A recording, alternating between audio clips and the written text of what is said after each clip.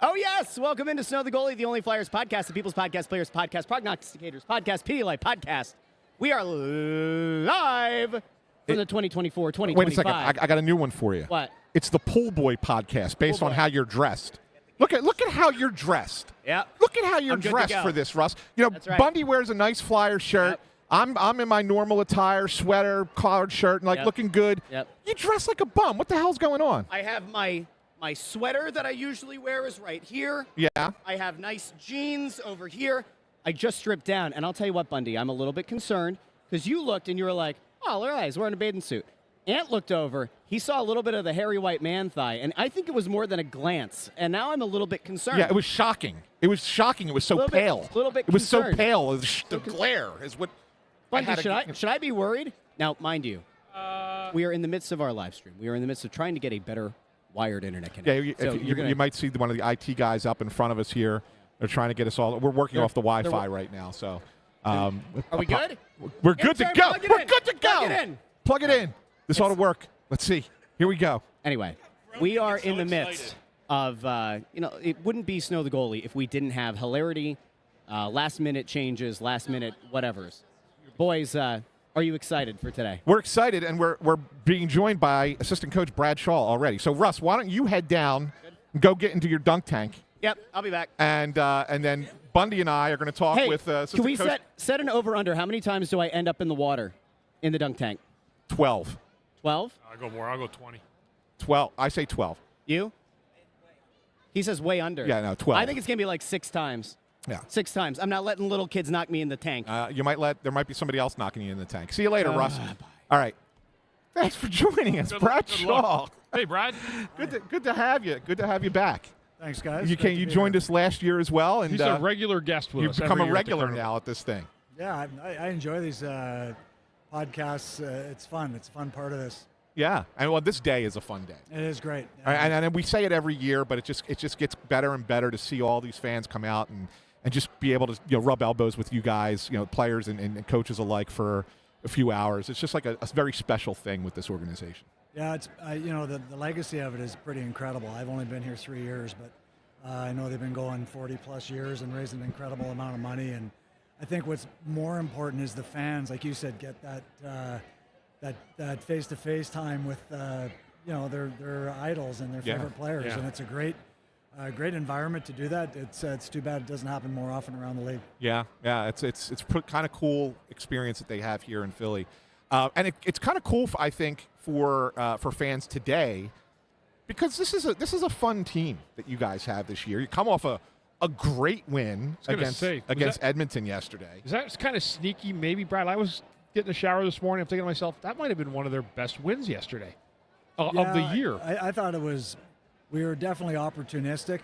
We didn't dominate them. It didn't feel like we overpowered them to a 6-3 score. But I thought we, at the right time, made some great defensive plays to create loose pucks, and then we made them pay. And that's one of the ways you can beat a team like that. They just have so much firepower. I thought we did a good job of keeping them off balance. I think it's a tough game. You saw some crazy scores around the league last night. 8-3 in Pittsburgh 8-2. And so a couple big ones, and I thought we did a great job of taking advantage of the mistakes they made. Do you think that that's just obviously you guys have been off for a couple of weeks, but is that just a lack of structure, you think, around the league? First game back after not playing together for a while. Because one of the things I thought you guys were at risk of, and you actually proved me wrong with the game yesterday, was I thought that there would be a little bit of a chance. We got 5 guys coming into the lineup that weren't there the last time you played. You haven't played together for 2 weeks. You might have a little bit of that, just a little off on the structure thing. And you guys were pretty solid in that regard. Yeah, I thought the first 6-7 minutes were good. Yeah. And then we sort of fell back and started watching a little bit, stopped checking. Yeah. Thought our sticks weren't nearly as good as the first stretch. And, they're that type of team. Once they get humming and zipping the puck around, there's such a high level skill on that team in certain areas that you can sort of lose yourself a little bit. I thought we did a great job of sort of catching it, and especially in the second period, which hasn't been our friend this year. I think we were the lowest goal differential before that game, and for us to have that type of second period was I think it's a great sign. Hopefully it's a harbinger of things to come.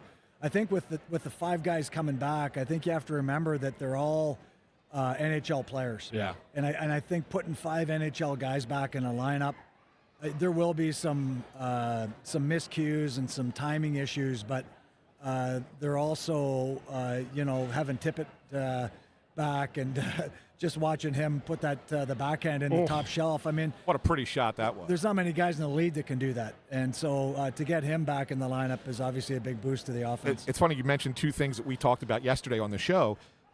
First one, let's talk about that backhand. We were impressed by Draisaitl's backhand. Unbelievable backhand. It was unbelievable. And then Owen Tippett topped it. Yeah. It was always like, we're like, what the heck? How does that happen? How do you have a better backhand shot than Leon Draisaitl did?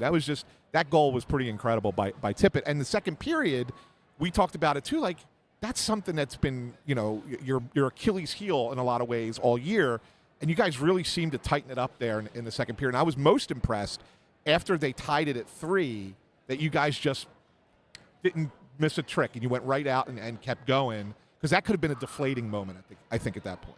Yeah, there was some momentum swings in that game, and I thought we did a really good job of just keep playing. And again, I think when we have a lot of balance throughout the lineup. I know it was Couturier's line that did a lot of the damage offensively, but there was a lot of good shifts by other groups as well. And I think that when you can come back after a goal against and just spend the next 30 or the next 35 seconds in the attacking zone, I think you can start chipping away at that momentum and start building it in your own way. So I thought we did a pretty good job of managing the game overall. Brad, I know one of the things that we wanted to chat with you about is, and I think it's been really kind of an underreported and under-talked about thing with this team this year, but the real strength of this team has been its defense in a lot of ways this year. A lot of guys have really played well for you. Started beginning of the year, we talked a lot about Travis Sanheim. Obviously gets named to the Canadian Four Nations team, plays well in that tournament. But a guy like even Rasmus Ristolainen's had maybe his best season as an NHL player. I mean, Bundy and I have been talking about this for a while. Yeah. Like, what clicked for him? What do you think? And we started to see it a little bit last year before he got hurt. But what really clicked for him to kind of take it to that next level?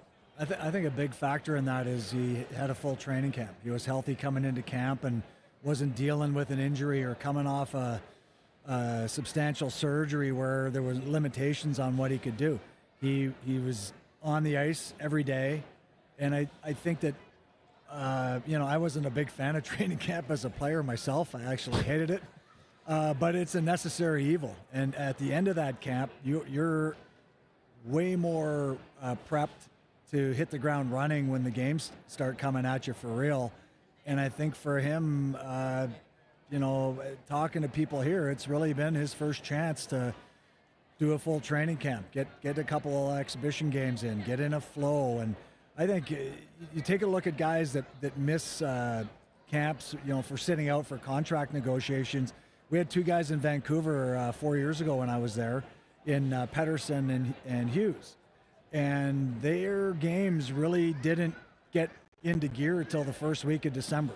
They signed right at the end of training camp, so they missed the whole 3-week spectacle. And, they came out expecting to hit the ground running, and they couldn't find their game. And it really took them that 5 or 6 weeks. And I don't know if there's many guys that can miss that important part of the schedule and really start at the level that they want to start at. Look at the Boston Bruins, right, with Jeremy Swayman this year. Absolutely. Yeah, kind of throws everything off kilter through camp, and then takes him. Now he's got to begin his camp on the first day of the regular season. Absolutely. Yeah. So no, well put, Brad, and that's a huge factor. A lot of people don't think about how you can disrupt your team accidentally through things that aren't mitigated necessarily on the ice.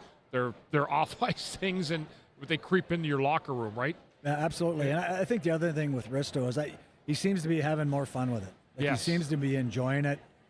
And we talk about that on the bench. Like, in the midst of the grind, hey, find the joy out there. Like, it's an incredibly fun game to play, and especially at the highest level. You get tested every shift.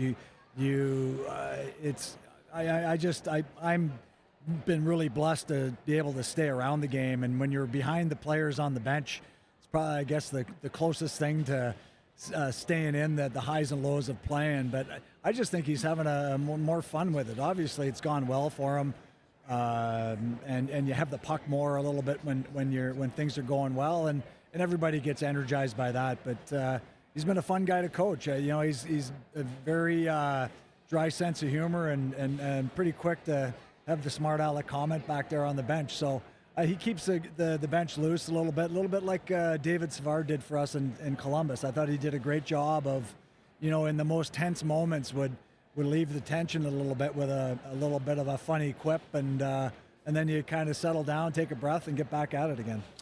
You guys have a bunch of young defensemen, a couple of them that are, more veteran types in your lineup because they've been around for a couple of years, obviously, in guys like York and Drysdale. But you even had some guys who came up from the A. Andre has, had a couple stints up here now. What have you liked about the young guys? What are you excited about with the young defensemen as time moves forward here with this organization? Well, I think they all offer a little bit different aspect. With Emile Andre, it seems every time he comes up, he's a little bit more refined, a little bit sharper in his execution, and tends to have a little bit higher level of success. It's a tough thing to do, to come up and down that many times within one season, and I give him a lot of credit because it's I did it myself. I was kind of that player between the American League and the NHL one year with the Hartford Whalers. And at a certain point, it's like, uncle, and where do I fit? Am I an NHL guy or am I not? And I think it's a real tough mental exercise that he's going through. I think he's showing everybody that he can play in the NHL.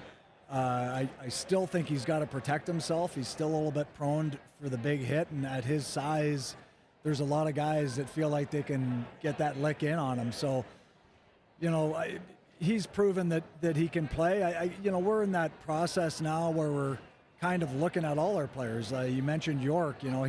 He's not a big guy himself. How big do you want your defense core to be when you feel like you really want to be knocking on that contender door, where you're a legitimate team that can win a playoff series and be there when there's only 4 or 8 teams left. And right. I think that's something we have to do, and it's part of the process we're in right now as an organization, is looking at these young guys. Even for a guy like York, he's played a ton of games for us. Everybody's getting evaluated, and where would you put these guys in on say when you piece together that real good defense core a year or 2 or 3 down the road? What have you seen with Jamie? I mean, he's had kind of an up and down. I think he's been better lately. Just watching it from up top. But I mean, you're working with him every day. Are you seeing the progression now, maybe in the last month or so, month and a half, than maybe earlier in the season when he was struggling a little bit more?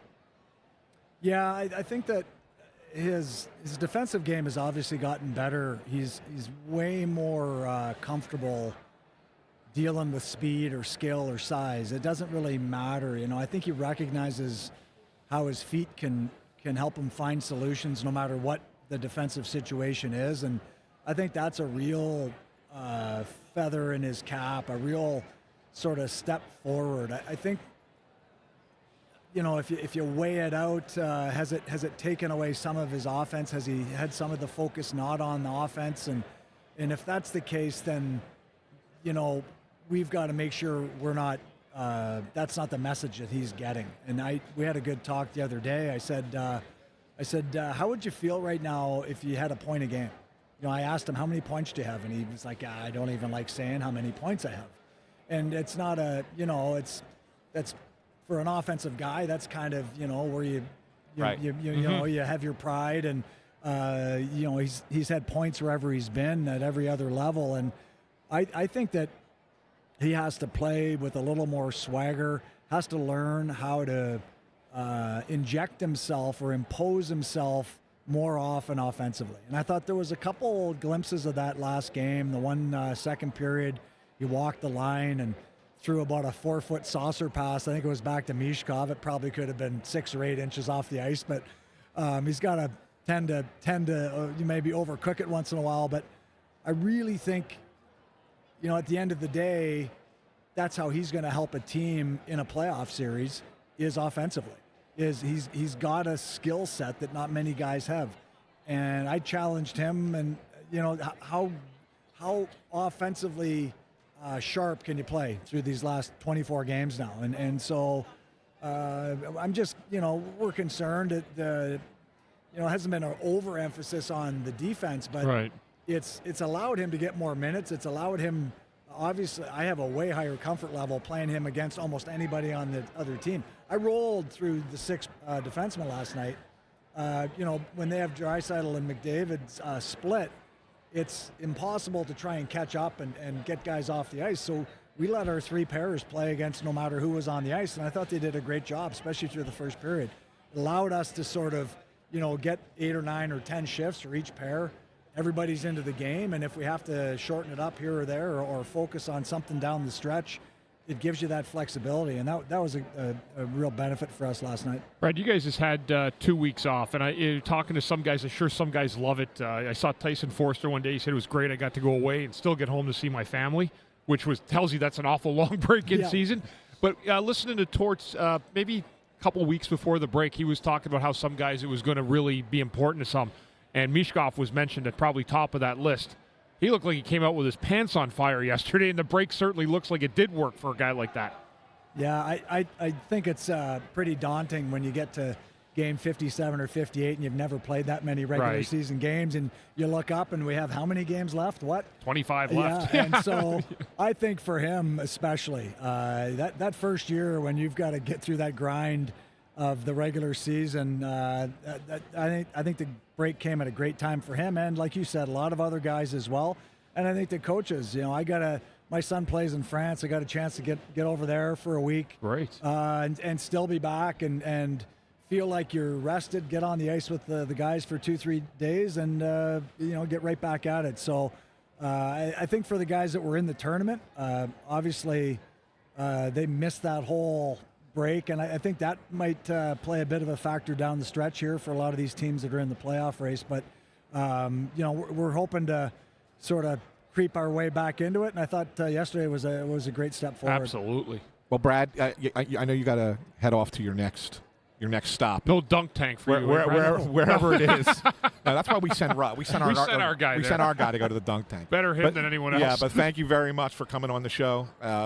This Carnival's a great event, and we love having you on every year. Yeah, Thanks much. Great job with what's going on with the team. We've seen marked improvements. I mean, everywhere, all over the ice with the D, and that's at your helm. So terrific, and continued success down the stretch, Brad. Thank you. Yeah, Good stuff. Appreciate it, guys. Have a great day today. Thanks for having me on. All right, Flyers assistant coach Brad Shaw joined us here on Snow the Goalie. Bundy, I mean, it's interesting to kind of hear him talk about the thing with Drysdale, with saying about how many how would you feel if you were a point per game player right now?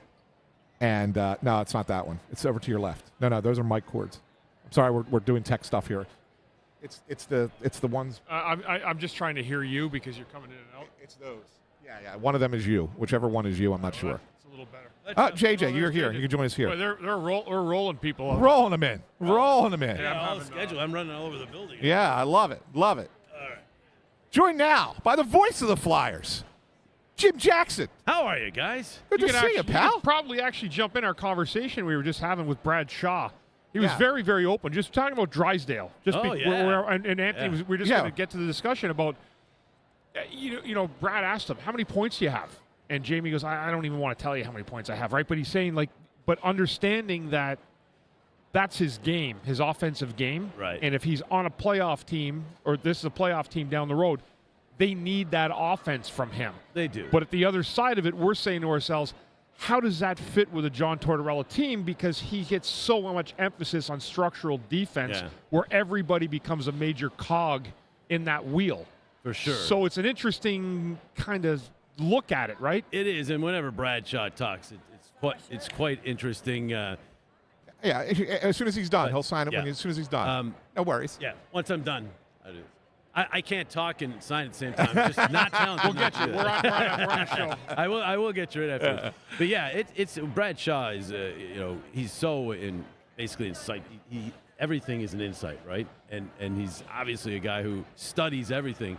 I think with Jamie, it's the production can come on the power play if they can ever get that going. We know that's been a major problem. I do think they've needed that net front bumper position, and Kuzmenko's going to give that as long as he's here. We don't know, but right. And that helps the production there. But for Jamie, I mean, Torts has told him, go.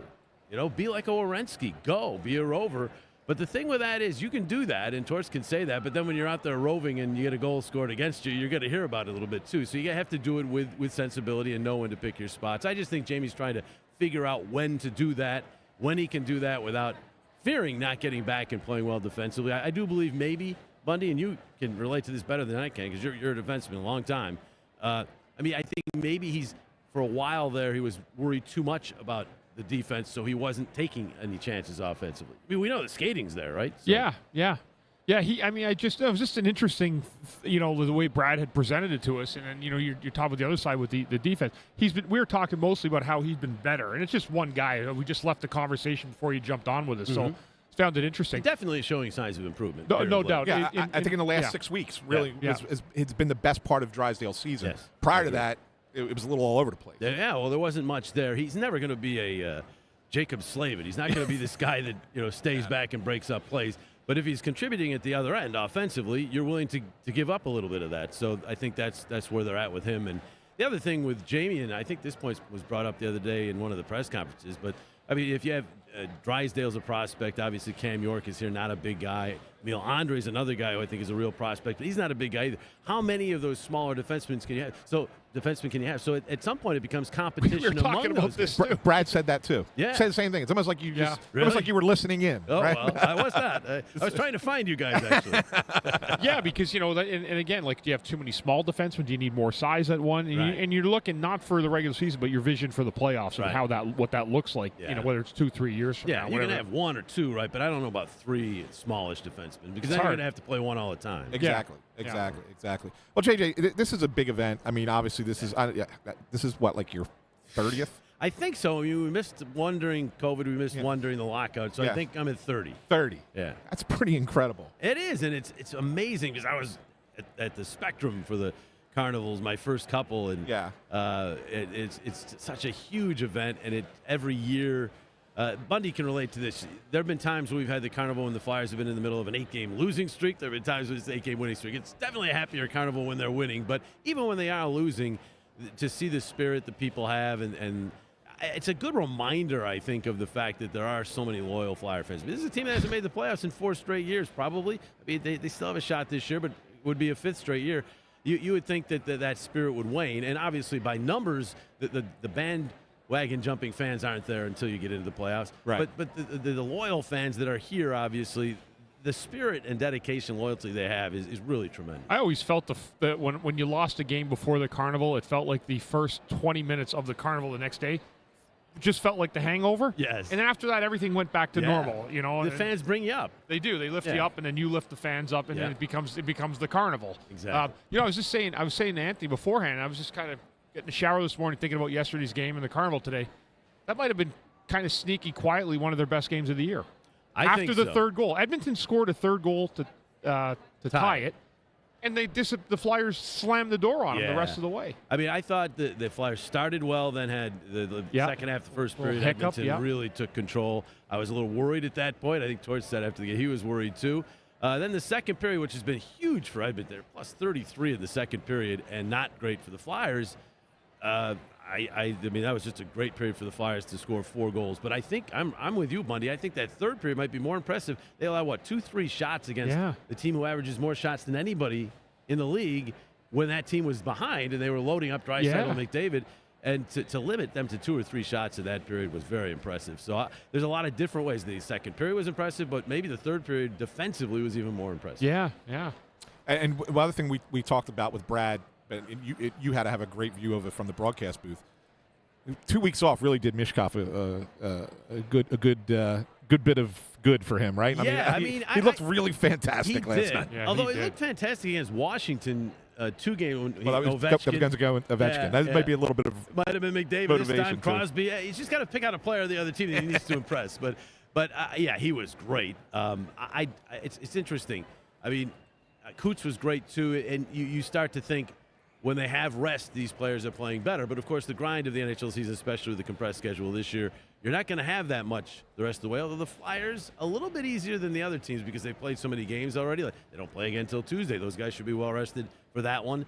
Then it's a break Thursday, Saturday. It's not back-to-backs or anything. I think for Michkov, it's been as much mentally as physically. I think it's both, but he gets worn down a little bit because this is the first time he's gone through the grind of an NHL season. So when he has a break and comes back, he looks like he did early in the season again, but he's got to figure out a way to maintain that because he's such a dynamic player when he's up on his skates. He's not the best skater in the world, so when he is dragging, it's really noticeable. Oh, yeah. But when he's not dragging, he's able to keep up better. And I mean, his hands and his vision I think might be the thing that great vision. It's just, I mean, I don't even know how he saw Couturier in the one goal. Those two passes were great. Yeah, and I mean, he's just so if you can keep him in that mode, he's going to be a tremendous player.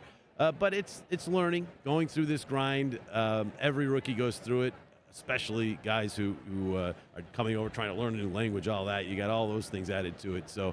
The future's really bright for him, and I'll be really curious to see if that line can stick together because that would be humongous for the team for a lot of reasons. One is it gets Couturier back into the mix, which makes their center position at least a little bit more palatable. I mean, once they traded Frost, they were really thin there, but if Coots now becomes, again, a top 6 center, and that line certainly would be considered part of the top 6, then you can scale everything down a little bit, and then the centers work out all right. So we'll see. They've played together before and hadn't looked that good, but, boy, they looked good yesterday. JJ, we were impressed yesterday when Leon Draisaitl scored his goal, what that backhand looked like. We didn't think that backhand would get topped. We didn't think it could be topped a period later. Yeah, how about that? Tippett's backhander. Yeah. Unbelievable. It really was. That was like a forehand snapshot. I mean, Tip is incredible what he can do at speed, right? And I mean, McDavid on the other side is the best in the world at that, but playing the game at his speed with the puck.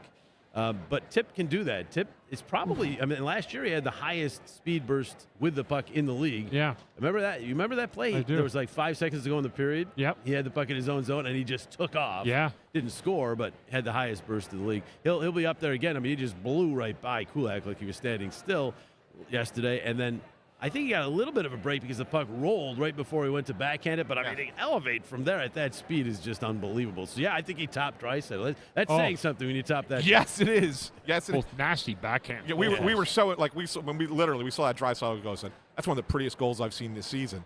And then Tippett beat it. We were like, that's unbelievable. Unbelievable. Well, JJ, thanks for stopping by. I know you got to hit like 600 different places that today. lady. She's still looking at you over there. Yeah, she's she's got her eyes. Not happy with me, I don't think, right now. Yeah, I'll tell you what, I don't know the building that well. Bundy knows. We come in, we go upstairs to the booth. We go in one door and we walk out the same door. Downstairs to the media room, upstairs to the press box. That's all I really know. I'm trying to figure out where I got to go next. Yeah. You know, so. And you got to do it all day, too, right? You don't even get a break. Yeah, we're going to do some interviews and other things, but, yeah, I'm all over the place. But we used to do the show. Bundy knows about that. And I don't know, with 2 hours where we were going all over the building, funniest moment of that was, I think you were part of the show when Timmy Saunders, the radio voice, got the wrong cue, and he thought they were going to Lauren or somebody with the clowns that were here for the carnival. Yeah. In actuality, they were sending to the guy with the gloves with the Stanley Cup. So he was, all right, and let's send it to the clown. And there's the guy. Like he deserved that. And you know what the funny thing is? We had him on. They did the alumni game. Was it last year, 2 seasons, whatever it was? Yeah. And they brought the Stanley Cup, and it was downstairs, and it was right behind us in the locker room. Yeah. So we had him on. He is hysterical, that guy. Yeah, he is. His stories, I know. Yeah. Very funny man. And if he only knew that Timmy had called him a clown, he would have been able to play off of it, I'm sure. Yes, he would have. I remember that now, yeah. That's great funny. Great guy. He's got some stories, unbelievable some stories. Great stories. Some great great stories. He does. He's got he keeps the gloves from every year that he hands the cup out at the finals and whatever. But, I mean, what an interesting – he's been there for, the last almost 30. 30. Stanley Cup 30 presentations. Yeah. Very distinct look, yeah. Well, maybe someday he'll be presenting it. Yeah, presenting it here to the captain of the Flyers. Well, that's the plan. Yes. That is the plan. We got to get there. Got to get there ways first. away. We got to get there. Yeah. JJ, thanks again for stopping Anytime, by. guys. Great talking with you. We'll talk to you soon. All right, take care, my friend. Jim Jackson, voice of the Flyers. Always great talking to him. Yeah, it's good to see JJ. And before they used to broadcast this on NBC Sports. Yeah, I don't know why they stopped. I don't know. Like, how are you the partner? But you know what? That's what's great of the about Snow the organization? Goalie. Like, we're here. How hard is this? We got a ton of listeners. And not today, only too. that, I know we're pushing 2,000 people right now. I mean, look Yeah. at that. Like that's pretty incredible. That is and that's on all our platforms. That's a tribute to you guys. So Yeah. really, it is. Yeah, that's on all of our platforms. In case people are watching on YouTube saying, "Oh, I only see like 140," it's on every one of our platforms. And guys are waving behind us. It's all good. It's all good. But yeah, no, it's getting busy in here now. I think we have another guest coming up in about 5 minutes, Bundy. Yeah, one of the things I wanted to I was going to ask you when Brad was on and he was talking about training camp and how much he hated training camp. How much did you hate training camp? It was, Or were you cool with it? I was cool with it. It was Yeah? an understanding. The problem is when I did it, the training camps were like a month. Yes, they were much longer. They were like, we would start Labor Day, and then you didn't play a game till like October 8th. Yeah. And they were long. You didn't get a lot of days off. And that was really, I think, at a different time because guys were coming in to get in shape. But Right. That was, I was with Brindamore. There was never a training camp I didn't come in that I wasn't in shape. So is it? I guess in a lot of ways it might have made it a little bit easier Yes. for it to be longer. Correct? It's sort of, but it just drags. Yeah. It's Yeah. so sure. long. 'Cause Like, you just know, want to get to the games, right? You want to get to the games, and Yeah. you want to get the camp over with as quick as you can. And, and then you didn't have, like, necessarily 40 guys you were picking your roster from to go play. So I think it would be, like you have a limited amount of guys for those training camps. So you get more games in. The same regulars that get more games in, too. Yeah, absolutely. I'm so worried about this light that is right here. You're afraid someone's just going to kick it? It's going to go kick it and it's going to go flying. I'm as soon as Russ gets back, I'm going to move it because I'm like they are just climbing over it, and I'm like, oh man, I watch every person walking right past that thing, and they're heavy. Yeah, are they? They are very heavy, these lights, and I am so worried that somebody's going to knock it over. But anyway, but yes, we have a great event here all day today. Flyers Carnival. We have a bunch of guests lined up. I believe our next guest, if I just pull it up here, Lou Nolan, is Lou. Yeah, I think Lou's going to pop on here at 11:30. So yeah, it'll be great. But like the line, I mean, you can see behind us like all the people on the concourse. We're in case you're coming down here or you are down here and you're trying to figure out where we are. We are right outside section 101, 102, where the premium entrance is. We're just on the other side of the escalator. As you can see, people going up to the club level. So if you want to come by, see us, Bundy will sign anything. Yeah, I am signing if you're here and you can hear us. I have no problem doing that at all. You can come right up, just put on what you want signed, and I'll sign it even as we're doing the podcast. Yeah, unlike JJ, Bundy can multitask. You're right. Well, she really wanted a piece She of was him. like, she was like, can you sign? And he's like, yeah, in a minute. And she kept going. And then I know. said to her, They had to come and remove her. they had to move. Megan Flat had to come over here and remove her. We had this poor little old woman who just wanted JJ's autograph had to be removed from the Snow the Goalie broadcast, which is funny. But it's really, really, really funny. Do you have any? I know I probably have asked you this each of the last 2 years, but I'll ask it again just for the sake of vamping here while we wait for our next guest. Do you have any memory funny memory from your time at the carnival when you were a player? Not really. I mean, I remember one of the things we used to really pay attention to was when Fran Tobin used to run the carnival, and she'd been there for doing it for years. It used to be called the Flyers Wives Fight for Lives Carnival. Correct. And it would used to start at 11 in the morning and go till 7.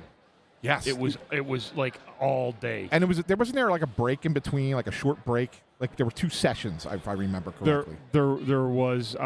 It wasn't like 2 sessions. They try to give guys breaks, like to give you like a 30-minute breather. Yeah. But it was an exhausting day, and I remember after we'd have like a meal and there'd be food and stuff. But I think they've shortened. It's 11 to 3, I think now. Yeah. And I remember the one thing at the end of the carnival, every guy wanted to know what the carnival made that day. They were able to give you an idea of what you were. So it brought a lot of pride, I think, to the players to do that, to be able to do it. I know the wives did a great job getting helping out and making sure the carnival was a great success, like it still is to this day. But I went in the dunk tank my first year.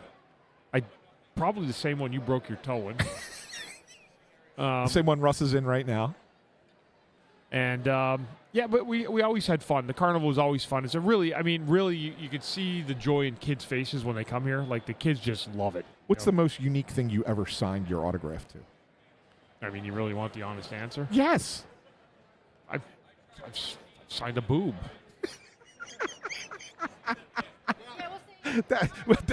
But it was like, but it was tactful. Like it wasn't like no one pulled it out. It was like just the top up here, the top of the chest. Yeah, I mean, that's.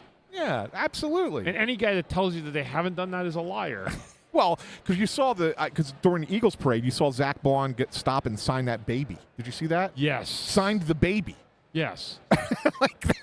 So I thought about that. I was like, I wonder what Bundy's. Yeah, it was not distasteful though. It was Sure. like, it was like higher up, and it wasn't like nobody pulled down their shirt or anything. So, Yeah, but yeah, absolutely. you asked me, there it is. I've signed hands. I've signed a calf before. It's just like weird, like why people ask for that kind of stuff. Not a right? cow calf, an actual leg calf. Yes. If you would have signed a cow calf, we would have needed a much longer story if that was the case. I needed a Sharpie though to keep it permanent. I always wonder like what goes through people's heads when they're I can understand somebody wants an autograph that they want to get like turned into a tattoo, right? And so they want the autograph on their skin, so they go and then they go right to the place and get the thing tattooed on their body. Okay, fine. If you want to do that, you're that big of a fan, I'm cool with that.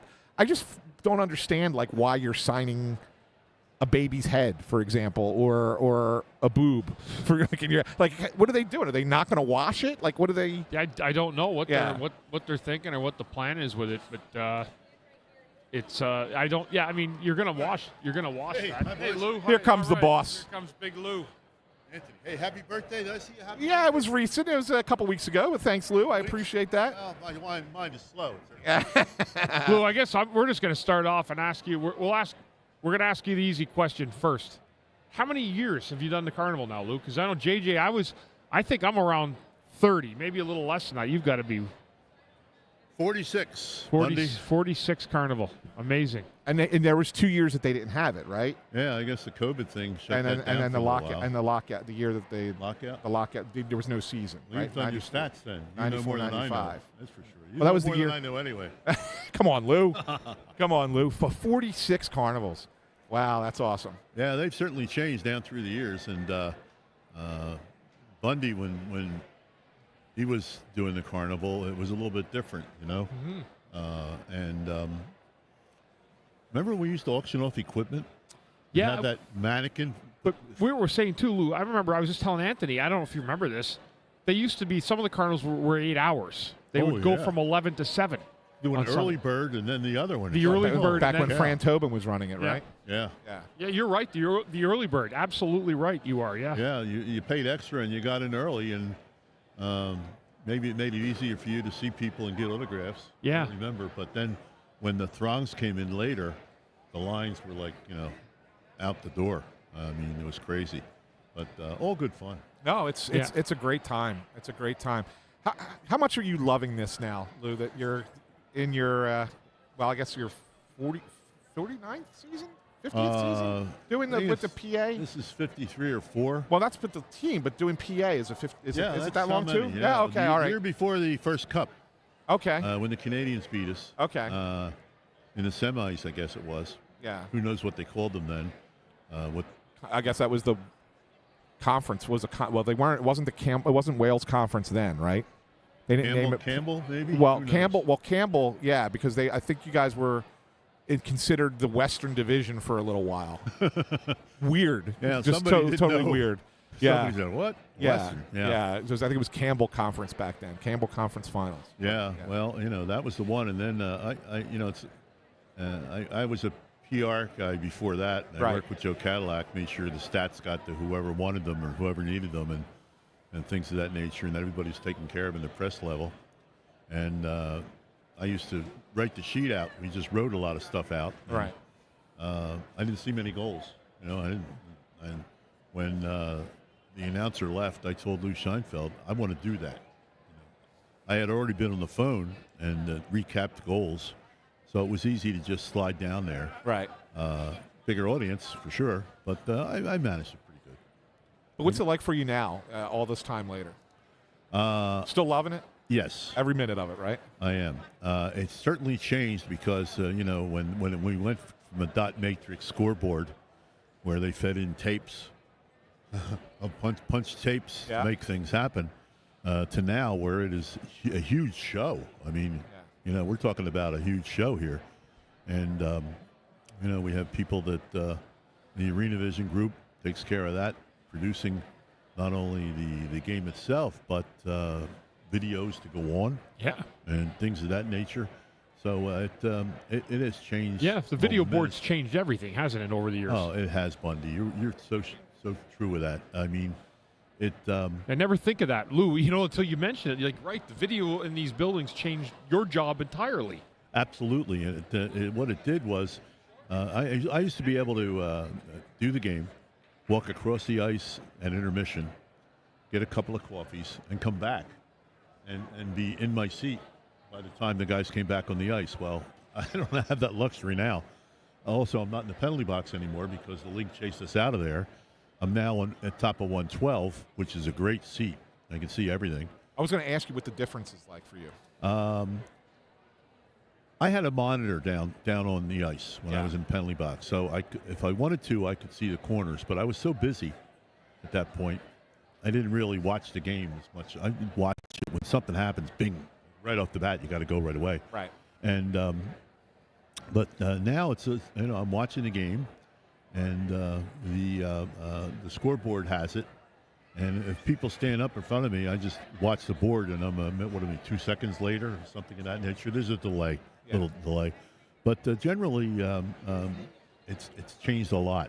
I'm doing a lot more commercials now. You've heard that. Yeah. Trying to sell this or trying to sell that, but the revenue of this is. I mean, look at this building and look at that.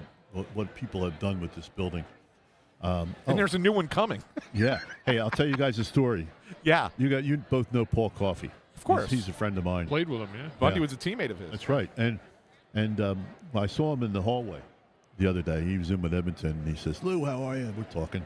And he said, I'm solving a problem for you. I said, "What is it, Paul?" He said, "I know why your home record is not as good as it should be."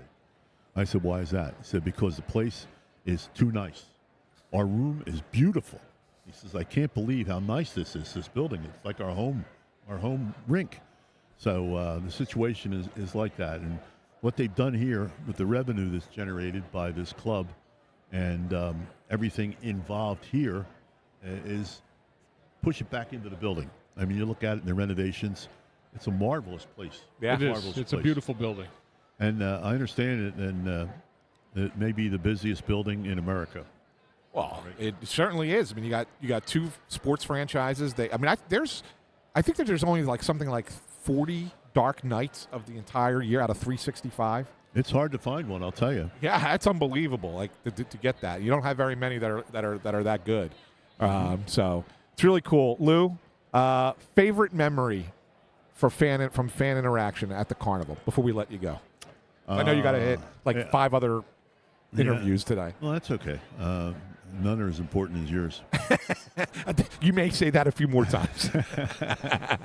I think favorite memories here are when I say last minute of play in the third period on May 19th of 1974. Wow, yeah. And with Bobby Orr in the box. Yeah. And when he pulled Clarkey down, and he was really upset. I mean, livid. I think Scove was the ref. Art Scove, the ref. Art Scove, yeah. Wow, yeah. And, that, and also the rushing game when the team left the ice after the ref came over and saw us, because we worked with that glass back then. Right. No glass. And you're talking to him, and he says, they're just milling around over there. And says, yeah, they're just delaying everything. And he says, yeah, how about give them a delay of the game? What did I just do? And they were aggravated enough, but when they heard that, they decided they were going to leave, and it just was nuts. It was crazy. Did you get to stay? Did you stay in the penalty box the entire time during the delay, or did you get to go underneath where all the craziness was taking place? I crossed over with a fellow by the name of Aggie Kuklowitz, who was Air Canada's liaison with the Russians. Uh-huh. He spoke Russian and Canadian. And, he could communicate with them. So I went over with him, and then Ed rolled up the hall, Ed Snyder, busted in the room, came out, and he said, give them 10 minutes. They're coming back. I said, oh, boy, that was really something. But, and then Joe Watson scored. Yes. Yeah. Yes. You remember that one. What a great game. What a great game. Well, Lou, thanks for stopping by. We love having you on every year, and you're an icon for this organization, for this city. Well, certainly, yeah. And it's just a treat that we get to share this event with you every year. Well, thanks, Anthony. I appreciate the opportunity to be here and to be on your podcast. And if I had more time during games, I'd be on. But you're up there and I'm down there. I know. Give you an example. I'll just tell you this, Lou. We're almost 2,500 viewers right now. Is that right? 2478 2480 going up higher. Yeah. That's great. Yeah, that's great. It's really kind of cool that everybody checks in on all our platforms. Well, you guys awesome. know the game well, and you make sense when you talk about it. So, well, thank you. To have me Lou. here is a real honor for me. Thank you. Thank an you so honor to much, us, Lou. too. Thank you, Lou. Thanks for stopping by, my friend. Be good. Yeah, you as well. We'll talk to you soon. The great Lou Nolan here on Snow the Goalie. Intern Andrew, you want to pop over here for a quick second? Yeah, let's bring intern Andrew over here because he's back, but Russ isn't. So we got to have come over here. Yeah. Well, because there's another reason we're going to bring him over here because I want him to fix the damn light. That light's. You're still worried about that thing, someone's going to trip over it. I'm telling you. What do we have next? We have already had. We have the Toyota folks coming on next. All right, what I missed? Yeah. So that's what we want to know. So first thing is when we're done talking to you, can you move that light maybe a foot this way? Because I swear to God, everybody keeps walking and climbing over it. Yeah, I will. And I think someone's going to knock it over. Okay. And you know how heavy they are. No, I got you. Right? Okay. Secondly, how many times did Russ get dunked? Double digits. I lost count after a little bit. Now, here's the thing. Not all of them were good, clean, earned dunks. Yes. There were people who would miss and then just walk over and press the button. I think is a violation. As a Russ defender, I think that's a violation. No, but they did that to me too. I think it's a little bit different if it's a 4 or 5 year-old, but there are 10-year-olds that whiffed 3 times. They're violation. Kids. They're kids. And then there was also a couple times the volunteers working here were also pushing it as well. So there were only really probably 3 or 4 people that actually wound up and went goose gossage and got him and dunked them. Did our special guest show up? He didn't. He didn't. Oh. I said to him. I said to Russ after, hey, that thing that Ant was whispering about. Can I say it? Yeah. Go ahead. Briere was supposed to come down and dunk him. Yes, Seville was supposed to make that happen. Didn't happen. There he is. Yeah. I thought you were getting a shower. Shower? Hello, gentlemen. Smell like a chlorine bomb. Hello, gentlemen.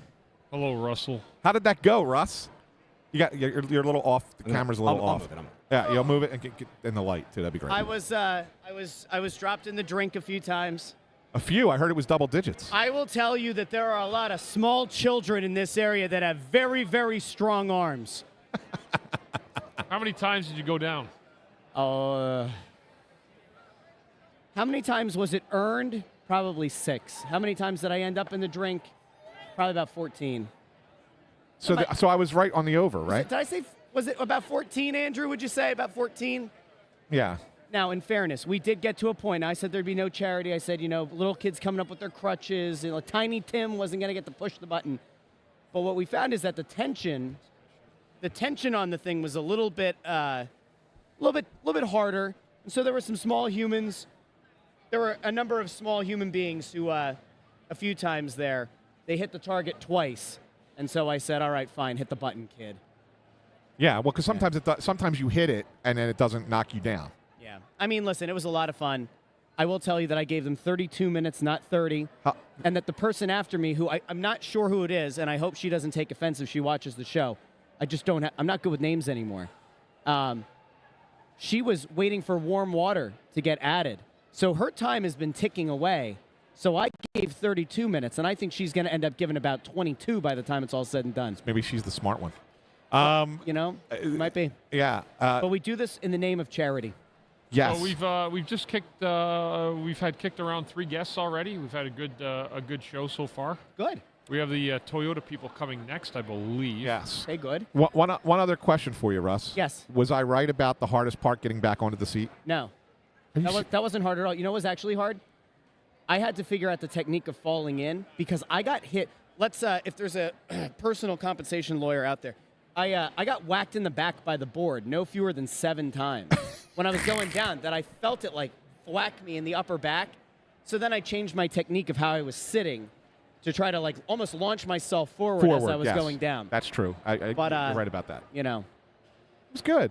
It was. You know what? No, It no was. toe injuries or anything? No, my tootsies are fine. I did bend back one of my fingers at one point, but I am a man, and I will not demand a cake from the Flyers, unlike some people on this panel. I didn't demand that cake. Yeah, you know. They just gave it to me. No, but You it know. was a lot of fun, and I'll tell you what. There were some of our longtime listeners were down there. Joe Papel has a great shot. I think Andrew's got some video that we can probably put up during our. We have a like between 12:30 and 1. We have a little bit of a gap. Well, here I'm gonna throw this one up on the screen. Oh, you real got quick. one already. I Okay. think this was from Joe Papel. Was the water warm or cold? The water was unbelievably cold, like unbearably cold. This was the scene down there in the dunk tank. Looks like he's in jail. I mean, a lot of We need the Andrew video. That's there a was great a lot photo. of there was a lot of man thigh, and I was trying to put that away, but there's only so much time you have to adjust your bathing suit as you're going constantly in because 7-year-old kids who throw more accurately than Taiwan Walker keep putting you in the drink. By the way, There's a lot to handle. I'm a little disappointed that my plan was foiled. Why was your plan foiled? I don't know. What was your plan? You know what it was because Yeah, Andrew told yeah, you. I know your plan. Yes. But why was it foiled? I don't know. Maybe he knew better. No, I got to talk to the guy who was supposed to make it happen. Are we talking to the guy who was supposed to make it happen on the show today? No, it's Seville. Okay. I saw Seville down there. Yeah, he was supposed to have Danny come over and dunk you. Well, it's a good thing that he didn't.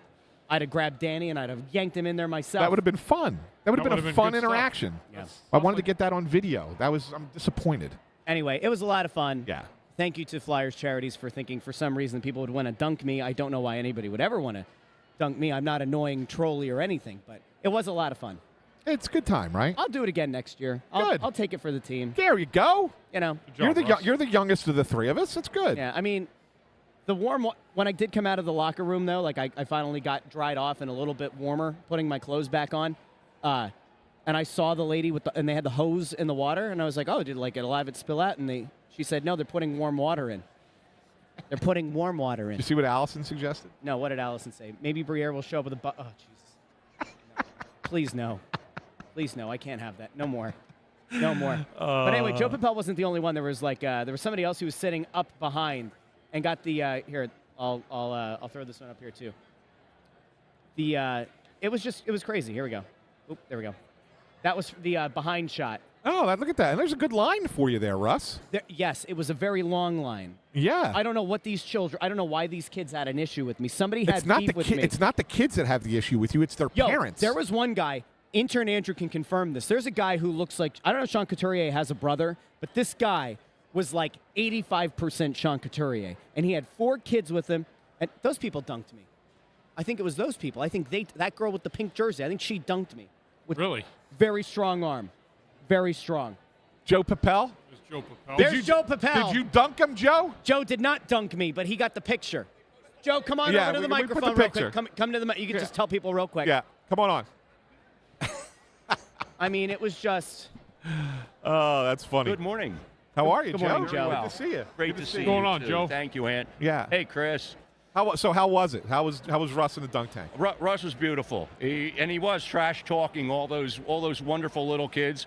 Look at that photo. That's That's from getting- Joe. Joe took that. $50 a person, Russ. Yep. Yeah? Yep. No, it's complimentary. It's included with admission. There you go. Which is a wonderful thing. Yeah. Yeah, that's awesome. That's Are awesome. you having fun, Joe? Great time. Good to see you all. I mean, we had 2 weeks not getting to see you, Chris. You know? Yeah, it's a good Yeah. event. It's a great event. So You agreed. Just like the Four Nations was a great event, Ant. there you go. There you go. Yes. It's Tell me you a get 'em, Joe. it's a charity Get 'em, day, and Joe. I'm being attacked. Yeah. Get him, I'm Joe. being attacked But today. didn't you enjoy seeing Urs play that game for Sweden? It was good I for was him. so into Urs having that It was good for wonderful him. game. All right, All right. we have a guest who's got to come on. All right. Bye, Joe. Thanks, buddy. Thank you. Thanks, Joe. Thanks, everybody. Captured an iconic image. That's going to be, I'll tell you what. Headphones here. How you doing, Bob? I'm doing great. Hey, Bob. This is Bob McCormick from Toyota. We love having you guys come on, especially because you've been such a long partner of the organization and this event. So can you just tell us kind of what it means for you and for Toyota to be involved in such a cool event that not many teams around this league do something to this level that like the Flyers do? Well, truly, it's an honor for us to be a partner and to be a partner for as long as the event has been out. It's the longest running charity event raising money for cancer and for all different things throughout the Philadelphia region. It's fabulous. You know, we have great partners in PAL. We have great partners with Flyers Warriors, Challenged Athletes. We have a number of them, and they really do, you know, a fabulous job. And this today is really significant for us because, one, we're the presenting sponsor. We're going to sponsor the carousel, and we're going to sponsor the Ferris wheel. It's complimentary for everybody that wants to come. And frankly, it allows us to connect with the amazing Flyers fans and what they do throughout the communities. It really is significant to us. And that's really a really cool thing, to be a corporate partner of the organization and to identify just what this event means for the fans, right? Because it's one thing for all of us to be here and us to broadcast, the players to sign autographs and take pictures, and everybody else to go around and shake hands and do all their stuff. But this is really all about the people of this community. Well, not only is it about the people of the community, but if you think about it, it's about families, it's about kids, it's about grandkids, and frankly, who does it better than the Flyers? A first-class organization in every detail. The other thing is that I would just say that some of the great things that we've done, and obviously it's based on our network of partnerships, is the Phil Abundance Food Drive, Lil Abundance, Lehigh Valley Harvest Food Drive, all those different things. But this is really something that we really love hitching our wagon to. That's fantastic. I mean, it really is. It really is a cool thing. And you got both the carousel and the Ferris wheel this year. Yeah, we do. That's pretty awesome. Yeah. And those have got to be some of the most popular things going down here. Well, not with the only little that, kids. but I was thinking, somebody said, well, of any of the events, whether it's the sign and snap or whether it's the shots on goal, I said, how about the funnel cake? I can't wait to get to some of the funnel cake. How about the podcast? How about the podcast? Well, the podcast was first. Do the podcast, right? And then do the funnel cake. Where right? is the funnel cake? That's right. Yeah, we got to find the funnel cake. I need somebody to bring us funnel cake. Yeah, we need to find it. Yep, absolutely. Yeah, I love some funnel cake. Yep. Love some funnel cake. Well, Bob, we really appreciate you stopping on the show, and we appreciate everything that Toyota does. With the Flyers just in general throughout the year, but especially for today. Yeah, it's great. It's really great. And it's really an honor for us to be here and for us to be partners with the Flyers. Toyota's the best. Thank you very much. Thank you. Appreciate you, Thanks, Bob McCormick Bob. from Toyota. Really good stuff. He'll sign it for you. He'll sign. Yeah, Bundy. I'm waiting. I just need a pen. Yes. He doesn't have a marker. We just need a I marker. don't have a marker. Intern Andrew has a He's marker. getting you a marker. We're going to get you to sign There it we right go. now. So This is Russ. You missed it. This woman was over here earlier, right? Jim Jackson? With Jim Jackson when Jim Jackson was here, and Jim Jackson did was. Jim Jackson have a marker on hand? He did not, but Jim was, and he did eventually sign her sweatshirt, right? But he could not talk and sign at the same time. Yeah. Unlike Bundy. She's gonna go get your marker. Yeah, unlike Bundy, who's able to do two things at the same time. There was a guy handing him some Hey, stuff. there's Joe Seville. Didn't you want to give him a hard time? What happened? Come sit over here, Joe. What Joe, happened? you have to atone for some sins, apparently. What? It was taken out of your hands, huh? We got nobody to dunk him. Nobody. Small children dunked Small me. children. Well, if you would have done it, that would have been just as good. Any of you, any Flyers employee would have been great. Just go up. We wanted you to drop kick that thing. What What happened to the camera? Like we wanted you to. Did you just kick the camera? Oh my goodness, the Look Flyers. at Kate. Oh, just knocked Kate, us. There you go. Kate, All what right. are we doing? Yes. We could do Yeah, that. you could do it to Ant for conspiring. Gatorade bucket. How about just like a spray bottle? That would work. Spray bottle. All right. Oh man. Yeah. I'm a little disappointed. That didn't happen. I'm disappointed that we've been here I was here very early. Ant, you were here.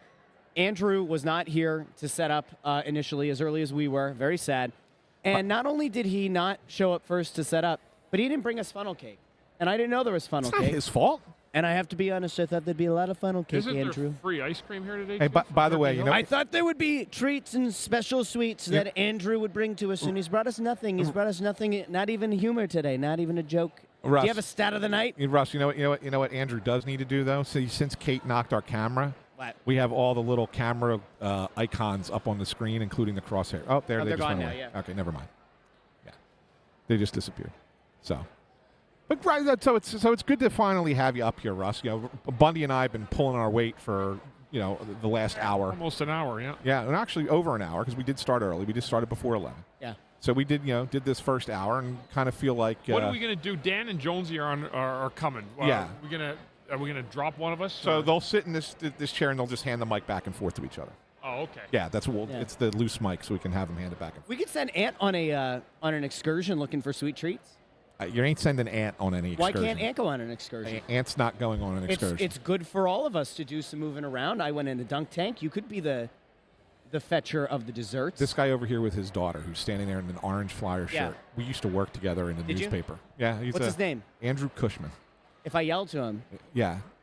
I guarantee you that's who that is. wait, hold on. He used to- he no, used you know to- what? He looked at you and he just said, "That guy. I hate that guy." Yeah. He looked at Telling his his daughter. daughter, she's like, "See that guy over there? I used to work with him." Yeah. She goes, "Don't make eye contact. we You'll used to- turn he- into he- a stone." He used to be a reporter at the Daily Times. Yeah, So Andrew. you're gonna come over and say hello? Gonna come over and say hello? Yeah, well, we were having French fries. Yeah. All right. There you go. Russ in the dunk tank. Did you dunk him? No, You should have dunked him. There was a very long line. Sorry, you have to There stand was in a the long line. Although kids came around 3 times, 4 times, it was a lot. Yeah. It was a lot. Everything's great. Yeah, we're live right now, just so you know. You're the one who engaged him in conversation. I just wanted to shake hands. I didn't want to have the whole His thing. mic. I'm done. I'm done with him. Bundy, how are you? I'm good, Russ. How are you doing? I'm doing well. I think. So all in all, the tank went pretty well. You know what? I Enjoyed think that? it did, and I think it's one of those things that you don't think about when you come down here because there are so many other things going on. And as children were getting ready to dunk me, I tried to bribe them with other things that are going on at the carnival. I looked at a little kid and I looked him in the eyes and I said, "Hey, you don't have to do this. There's cotton candy." I said, "How about turn around, look at your parents. How about cotton candy? You could do that. You don't have to dunk me. Cotton candy would be great." He said, "There's a Ferris wheel. There's a Yeah, the Ferris wheel's merry-go-round." pretty good. He said, "There are players you can get an autograph. You don't have to dunk me." Those kids wanted blood. Yeah, they wanted a piece. They of don't you. even know me, and they wanted blood. Yeah. All right. So who do we have coming up next? Who's got on Dan at 12 Dan o'clock? Dan and Jonesy. Dan and Jonesy at Yeah, 12? we were. Emily said they might be a couple minutes late. Okay. Just I because saw got- Dan jeered me. Hilferty. Did he? He's wearing a nice gray sweater Yeah. and jeans, I believe. I think I saw jeans on the man. Yeah. And I heard a yell, and I looked over, and it was him, and he's going, "Ah!" So he was reveling in, I guess, watching me get dunked in the tank. So I'll have some words for him. Did you give people the rundown of who else is hopping on today? We haven't gone through the entire list. Oh, go ahead. Give people a little preview. So we have 12 o'clock scheduled is both Dan Hilferty, Keith Jones, 12:15. Cindy Stutman, who basically runs this thing, Yep. will be stopping by. Our most frequent guest. I think it's official now. She is the most frequent guest on Snow the Goalie. That is correct. Followed by Tim Saunders. Oh, Give him Bundy, your former Bundy partner, happens to Bundy. know something Two of about my that old guy. partners in here today. Yeah. Be really cool. Really cool to see Timmy. And then our last guest closing out the show would be the great Wayne Simmonds. Good guest. That's a Yeah. good get. Good Yeah. get there. So that'll be what we have coming up for you in the next hour, hour and 15 minutes. I think we'll be on until about 1:15 today. So it'll be good. Good group of people. You missed a good interview, Russ, and we got to tell Amadeo there's some good clips. For Brad Shaw. Brad Shaw was great. He was really good last year too. So what was his thing this year? The best stuff was when he was talking about Jamie Drysdale and the one-on-one conversation he's had with him. Ooh. Yes, it was really, really good really stuff. good stuff. Really good stuff. How does Shaw feel about young Drysdale? Does he think he's going to be able to kind of get Well, him back on the right track? So he feels he's been coming along, and I think it's fair to say that probably in the last month or so, 6 weeks, he's played his better hockey since he was out of the lineup. But there was I don't know if it was a healthy scratch or if it was, I don't remember. It was an injury, It but was they were in the related midst to of the the injury. 3 goalies, and they were kind of trying to. But when he came back, that first game back, you could see like a little bit of jump in his game, and then Yeah. since then, he's been better. But it was more of a focus on he's so focused on the defensive side of his game that he was not doing the things that he needs to do on the offensive side of the game. And if this team is going to be a contender going forward, he needs to do those things on the offensive side. And that's what Brad was talking about. It was really fascinating stuff. Yeah, it was a great interview. Very open and honest about just his evaluation of some guys and what the team's trying to do. It was an excellent interview. Yeah, and another thing that he said, Russ, and this is another great clip. He's like, you talk about Drysdale, you got York, and you got Andre. He says they're all small guys. Yeah. He says you can't necessarily have all small guys on your blue line if you're going to be a contender. Yeah. It's the assistant coach saying that, right? Well, I think so. It's like somebody's going to have to go at some I feel point. like there was a stat going around not that long ago. There was something going around Twitter about the overall size of a defensive core of like the last 10 or 15 Stanley Cup winners. And they're bigger. And they're all bigger. Like, there are no teams that win with mostly or just small guys. That's why we got this guy. That's why he's on the show. Right? He brings big defenseman. We need a big defenseman on the team, right? Yeah. It is true, though. Just from the wear and tear standpoint, that's why I'm just a believer in size, especially at those positions in those durable, long playoff runs. You need to have size on the back end. Yeah. It's good to have it. Yeah, no, it's great. It's great. I'm getting a text message. No, maybe not. That was We have an unbelievable amount of viewers today, too. Yeah, there's a lot of people checking in across all platforms. We're live on YouTube, Facebook, and X. And then this show also will be in the podcast feed. So for whatever reason, if you're joining us live and you don't want to scrub back a little bit, you want to listen as you're on your way to work on Monday, Tuesday, Wednesday, however many days you have to go into the office these days, you can listen. It'll be in Apple Podcasts, Spotify, Pandora. Yeah, we're Amazon Music. pushing 3,000 people having watched for the carnival. For the carnival. Not but bad. people are smart though because these are the best interviews. Well, you know what? Guys coming A lot on. of them and are, you yeah. get a lot You of know stuff. why? And I'm gonna criticize them yet again, and I did it briefly earlier, but I'll do it again now. This thing used to air on NBC Sports, I know. and the fact that they're not airing it, like people want to watch it. Yes. So where are they going to go? They're going to come here to And Snow And the we Goalie. are Snow the glad Goalie. that they are coming in here to Snow the Goalie to watch the carnival. Because we can get you a bunch of people to talk about it, and we'll talk Flyers for a couple hours. It's good. It's good stuff. Do you know what? The one standout clip that I can still remember was 2018 or 20. What year did Nolan Patrick get taken? 2017. 17. Yeah. So I think it was like 2019. It was like after one of the concussions. Here they come. Nolan Patrick was up. He was up in the top level. He was in the top level of the arena, and they talked to him, and he had like 4 or 5 minutes on TV. Nolan Patrick did, and what he said was like something about like not the concussion, but it was something about it, and it was like a newsy kind of thing, and it started going around, and it made it sound like there were questions about whether or not he was going to be playing again.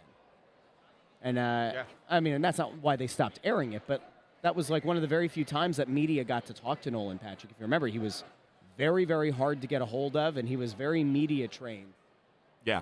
So Yeah. your guy Just who was walked supposed by. to dunk me just walked by. Just walk by. Yeah. People may have seen him in the background as he walked behind us. Keith Jones is standing in front of us. He's coming on next, but I think they're just waiting for Hilf to get here. Okay. So I think that's the holdup. It is kind of disappointing to an extent that they don't air this because, like, you have 2 channels, right? Between NBC Sports Philly and then Sports Philly Plus is still a thing, right? Like, how does this not? This is. I mean, I'm Like, how does this I'm not not gonna end lie. up- We're at 3,000 viewers. That is absolutely unbelievable. Yeah, no, it's Yeah. great. Online. That's great for online. It's Online, it's yeah. unbelievable for online. Yeah. It just really And is. yet, I mean, whatever. We could. So it's all good. It's all good. But yeah, so I don't want to dive into too deep of a topic here because we know that this is momentarily we're going to give Jonesy Oh, we and Hilf. can, though. I think we can. I think we're going to be looking at a couple minutes here.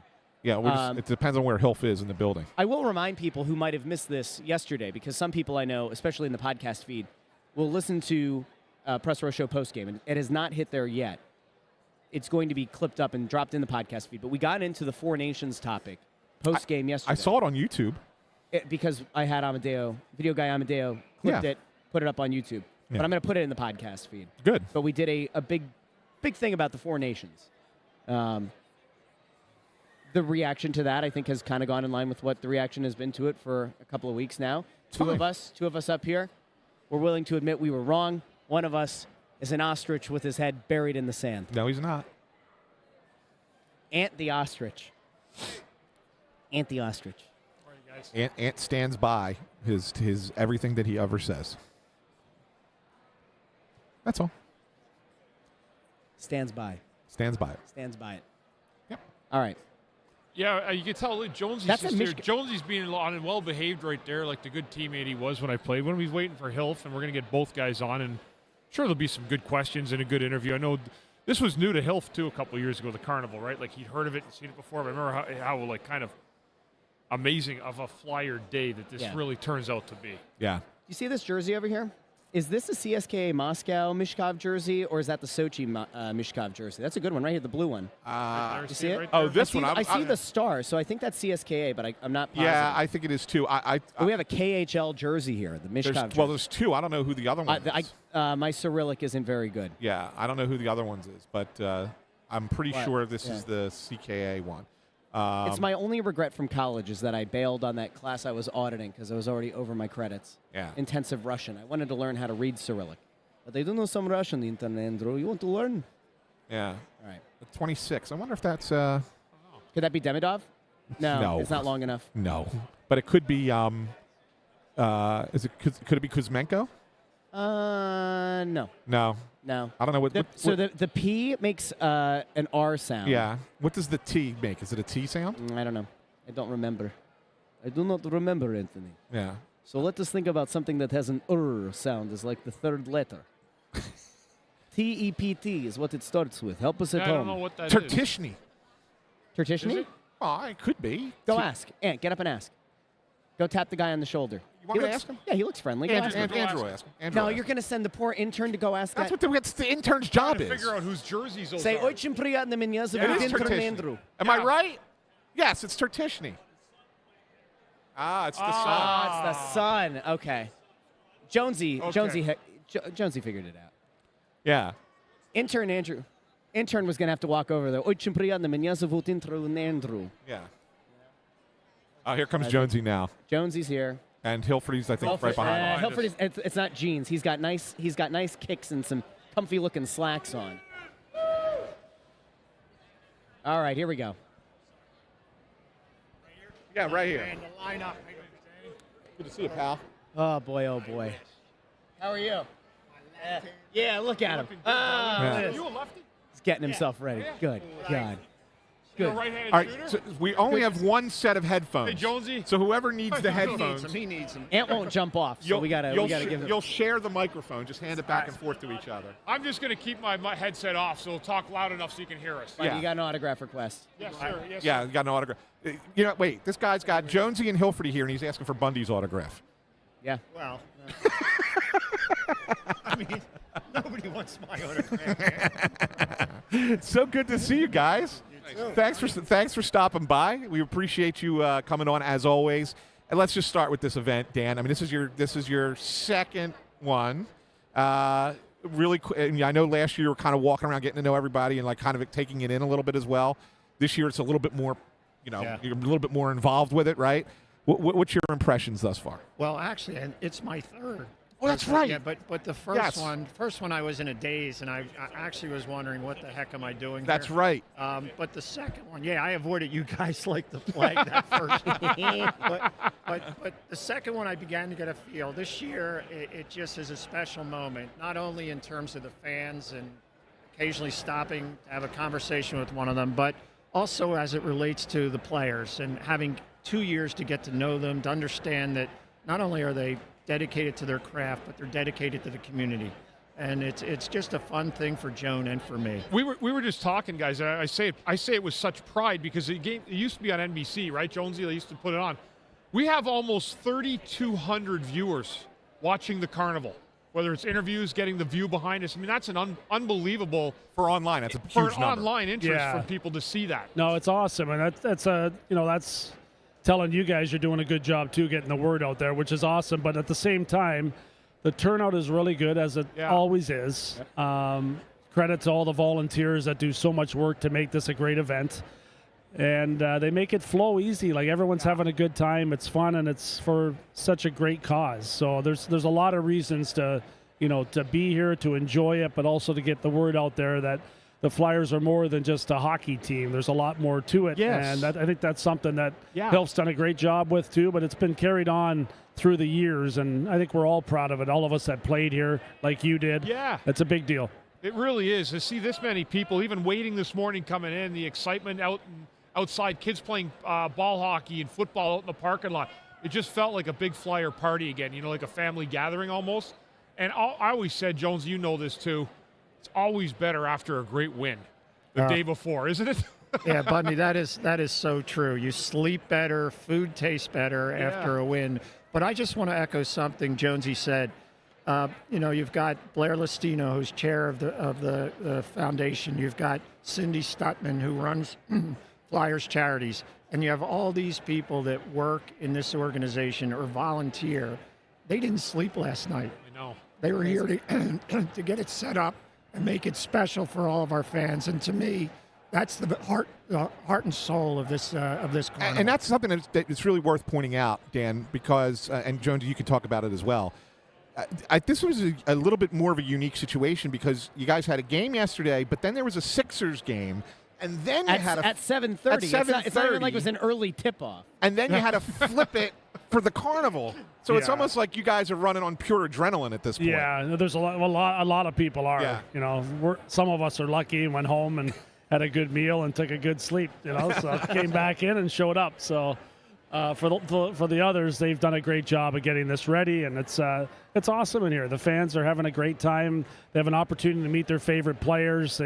You have pictures that you took 15, 20 years ago with someone's little child at the time. They're coming up now as a 20-year-old kid that's still coming back to the carnival. So it's been passed on from generation to generation, and that's a tribute to the Flyers organization. Yeah. What was your impression, Jonesy, of that game yesterday? Bundy and I talked about this earlier. Say it's sneaky. Maybe have been one of your best games of the season. It was a great game. Yeah. Our guys played well. Michkov was outstanding and got rewarded for some of his great playmaking. That's always a bonus for us right now in our evolution where we're at. We want to see our young players excel. We've had a lot of players take strides this year, and it all kind of came together yesterday, which was pretty cool, against really a team that most likely will win the Stanley Cup. So wow, we played well against them. Listen to that. Twice. Was that a prediction? I might be trying to jinx them because we had their first round pick. But you know me, that would never happen with me. That's so good. That's too good, man. It was fun, though. Hey, before we ask another question, Russ, Yeah. I just need to know, when are you back on the dunk tank?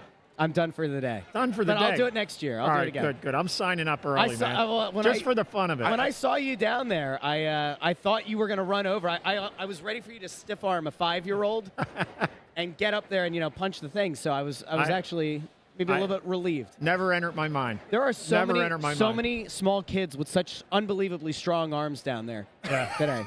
But by the way, seriously, it's really a cool thing that you do that and that you guys are here doing this. This is who we are. It's part of that culture that started with Ed Snyder, and that we as a team, Jonesy, myself, Danny, all the folks in the business area, John Tortorella, that day in and day out, we continue to rebuild and continue this great tradition, this great culture of Flyers hockey, and that's our goal. Yeah, and we've decided that Russ is going to continue to be the representative that does the dunk tank. Bundy and I are a little bit too old. I broke a toe 2 years ago in the dunk tank. Did you? Attaboy. Yeah. Bundy didn't like it when he was a player. How'd you break the toe? Was it on the way back up? You don't know the story about this? No. Oh, yeah. And you guys, Valerie Camillo went up and was trying to pull a prank on Ant. And I didn't know she was doing it. He didn't know she did it, and his toe slid down and hit the end of the thing. I broke my toe. It's the gift that keeps on giving. Did you act properly, though? Did you let everybody know it was broken, or did you hide it a little bit? I hid it in the moment, but I let everybody know after the fact. And you guys got me like this really nice cake. That means you're writing about hockey then. Oh, so good, so good, guys. I know you guys are getting. It's a busy time of year. The trade deadline is coming. How big a time of year is this for you, Jonesy? It's busy. There's no doubt. But the other side of it is we have a lot of draft picks next year. Yeah. So. Danny's doing a lot of traveling, making sure he's watching every one of these, young prospects that may or may not fall in our range. Right. So trying to get a great feel for it. It's a big deal right now. Our amateur guys have a really critically important job to do for us and make sure that we get this team continuing to head in the right direction with young players that will fill a lot of really important roles for us in the future. So there's a focus on that. There's a focus on the trade deadline. If there's a very good deal out there for us to make, we'll make it. And we'll continue to try to push this thing forward, but feeling pretty good about the direction of the team right now. That was one of the questions that I did want to ask you, though. Like, Ant and I often go back and forth because I love the concept of trades. But 3 first-round picks, 4 in the second. Is there a point where you go, you know what, maybe there is such thing as too much for this draft? Like, is there a point where you start looking and saying, you know what, 2026 actually is okay? Yeah, no, there is something to be said for that, but there's a lot of quantity in this draft, and a lot has been written about the fact that it's not a great draft. Well, there's no, like, really Celebrini type or a Bedard type or a Michkov type in the top, though there's a lot of really good players out there. So there is depth in the draft, and that's kind of a good thing when you're holding on to 7 possible picks in the top 50. The key thing for us is going to be after day 1, the Friday night after the first round ends. Those second-round picks become extremely important because every team gets back after the draft that night. They look at what was not taken, and they want it. The guys they had rated in the first round. So those second-round picks become really valuable overnight. Do they almost become more valuable than the late firsts do on that first day? They do, yeah, because you got a day to go, wow, this guy we had rated 20th is still available. That's when they want to push to move up. And we did, attempted to do that last year, and it was really difficult to move up. And in fact, we got the player we wanted to move up for at pick 51 just out of good fortune. So it's a complicated scenario, but we'll be busy on the Friday night after the first round ends. That's for sure. Well, guys, I know you got to run. Yeah. I know it's 12:15. You got to move on to the next interview that you guys have set up here. But we love having you guys on, as you know, all the time. Can I say one more thing before we go? Say whatever you want. Dan. So the joy. There's a lot of real fun things I get to do in this role, and on the business side, I love putting business teams together, but the enjoyment I get sitting with Jonesy and Danny as they work through the question that Russ just asked and figure out how to do what our goal is to do, be a perennial contender for a Stanley Cup. It's just fun to watch the two of them do their thing. And then to sit in with them, and whether they're amateur scouts or the pro scouts, to really see the honest conversation. It's really, really a pleasure for me, and I believe it's going to pay off for all of us, whether we're a fan, whether we're part of the franchise, or we're just a Philadelphian. It's going to be great for Philly. Yeah, well, we love riding shotgun with you guys, too, and we look forward to when everything turns and to continue to see the path that you guys are taking us down. So it's been a lot of fun, guys. Thank you so much, and continued success. Have a great time the rest of the car. Yeah. When are you going in the dunk tank? Never. Thanks, guys. Thanks, Dan. Thanks, Jones. See you later. Take care, boys. Dan Hilferty, Keith Jones. Jones, I'll text you in a couple days. Great stuff. Thanks, Great stuff. Yep. See you, Jonesy. All right. Yes. See that, Rush? You got the answer to the question you wanted. And in fairness, it's exactly what the answer's supposed to be. Yeah. Like, if I think I would just conceptually be concerned if the answer had been, well, no, everything has to go to 25. I do think that the answer that he gave about those seconds and the importance of the seconds is a pertinent point. And we don't just see it in the NHL. It's big in the NFL, too. Yes. Where you see teams almost what you would consider to be overcompensated for a second-round pick because a guy falls, and you think that he had a first-round pick value. So it's interesting. Got a lot of really good nuggets today from the Flyers management, Jonesy and Hilf, and then Brad Shaw on the coaching side of it. We've had some of our best interviews today, to be honest. And the Flyers have been so good to give us some really good nuggets. Yeah. It's been great. And speaking you of have a request behind you. You got an autograph coming up. Yeah. Speaking of good interviews, the most frequent guest on Snow the Goalie. Honorary panelist. Most frequent in the history of the show. Watch the wire. Cindy Stutman. Oh, my God. Hi to people. All day. I've been freaking out about people tripping over this light. Intern Andrew's supposed to be throwing bows. And Cindy was putting that last screw in that Ferris wheel there. Here's the first question I have for you, and it kind of off of that a little bit. How are you still going right now? Because you guys were pretty much all night. This is all-nighter, Cindy? Well, I can say for me it wasn't an all-nighter because my team specifically only wants me here at a certain time, so I don't bother them. But the team, Julia Doherty, Christine Sibley, their whole team came during the Sixers game last night and are still going. Yeah. So it's a long, long day. Have you ever had that situation before? You just knocked me out. You just knocked my headphones out. Have you ever had that situation before where you had to have a night game lead into the carnival? Every year. No, but really, a Yeah, night yeah. game into the carnival? Yeah. I don't know. I can't remember when we had one. Okay. But there's always, Something. always seem to be, at After least the the last few Wings years. or the the Wings or the Sixers? Sixers. Yeah. Okay. All right. So maybe that wasn't as impressive as I thought it was. I was trying to give you guys some extra credit. Right? No, trust me, they deserve credit. Yes, It's yeah. a big, big job. It is a big job. And Cindy, far be it from me to suggest this, but I don't know. I mean, I'm just going based off where we are situated and watching the cameras feed behind us. This crowd seems like busier than it was even last year. 100%. I'm not wrong with this, right? No, you're right. Yeah. There was massive. already more people in 45 minutes in, I think, than there were all of last year. Even Really? the parking lots this morning were buzzing. Yeah, like there was. Lauren Hart has been to a lot of carnivals. Lauren Hart told me this morning she never saw a line to get in like she saw I know, today. same thing. Yeah. Yeah, it was it's crazy. awesome. Yeah. It's fantastic. It's fantastic. And it speaks volumes for what this franchise is doing and how you guys have gotten back into the social conscious. Obviously, Matt Mishkov might have a little bit to do with that as well. But I got to assume that like that line probably was the thing that sold out first, right? Yeah, his sign and snap sold very, very Yeah. quick. But Yeah. there was still games and stuff that he was at today, and I think he still has some left.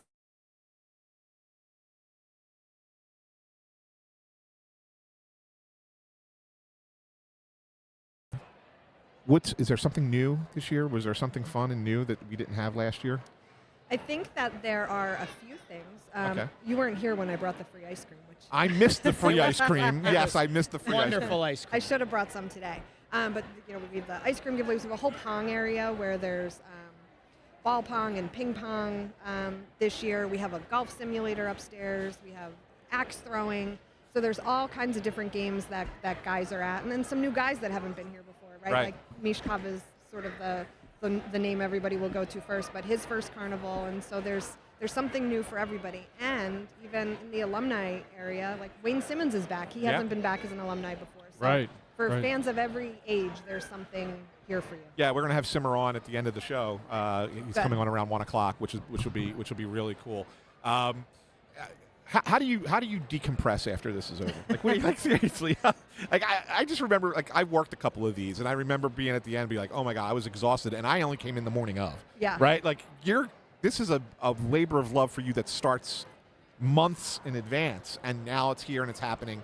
How do you decompress afterwards? Well, we don't really have a ton of time this year to decompress because I don't know if you heard about our initiatives that's back called Building Hope for Kids, where Yep. we're working with the wives and Michael's Way to renovate a house. Yep. I've read a for- story about it. I'm aware. Excellent. Sorry. So that reveal is March 5th. Yeah. So construction is wrapping up, and we're in this week. Furniture is getting delivered on Tuesday, and we're back sort of making sure that house is ready for the reveal. So after that, I think we'll have a little time to decompress. But we will take a breath for at least a day after today, for sure. That's really cool. You couldn't have asked for a nicer day, too. Like, that's a huge part of it. A huge you part. guys, Like right? last year, we were here on St. Patrick's Day. The weather was gorgeous. This Yeah. is like just a perfect day to get out and people looking for something to do. It's a Yeah. great way to fill the day and do some good. It's a great day, and it's another success. I mean, this one, though, feels, I don't know, it feels like a lot more special than the last few ones we've seen. Not that they haven't been great, Yeah. but this one just feels like there's a lot of life, a lot of energy. There's a lot of energy in the building. Yeah, there today, is. For sure. It just feel, and I can feel it. Like, we're here facing out. We want the camera behind to show the crowd, Yeah. and we can feel it right here. So, Awesome. congratulations, Cindy, again on a great absolutely. job. And we're getting a lot of people who are tuning in just to watch it. Because you can't watch it on TV anymore. I know. You know, we have almost I know. 3,500 people Wow. watching this right now. Watching it Well, I'll tell them online that is they pretty can good. also contribute to what we're raising today. There you go. Yeah. Tell them how to do If it. they go to FlyersCharities.com, we have the Players' Favorite Things baskets up there, and I think there's 100 things up for auction. The auction runs through Wednesday, so anybody, you don't need to be here to bid. You know what I wanted to ask you about for an update on?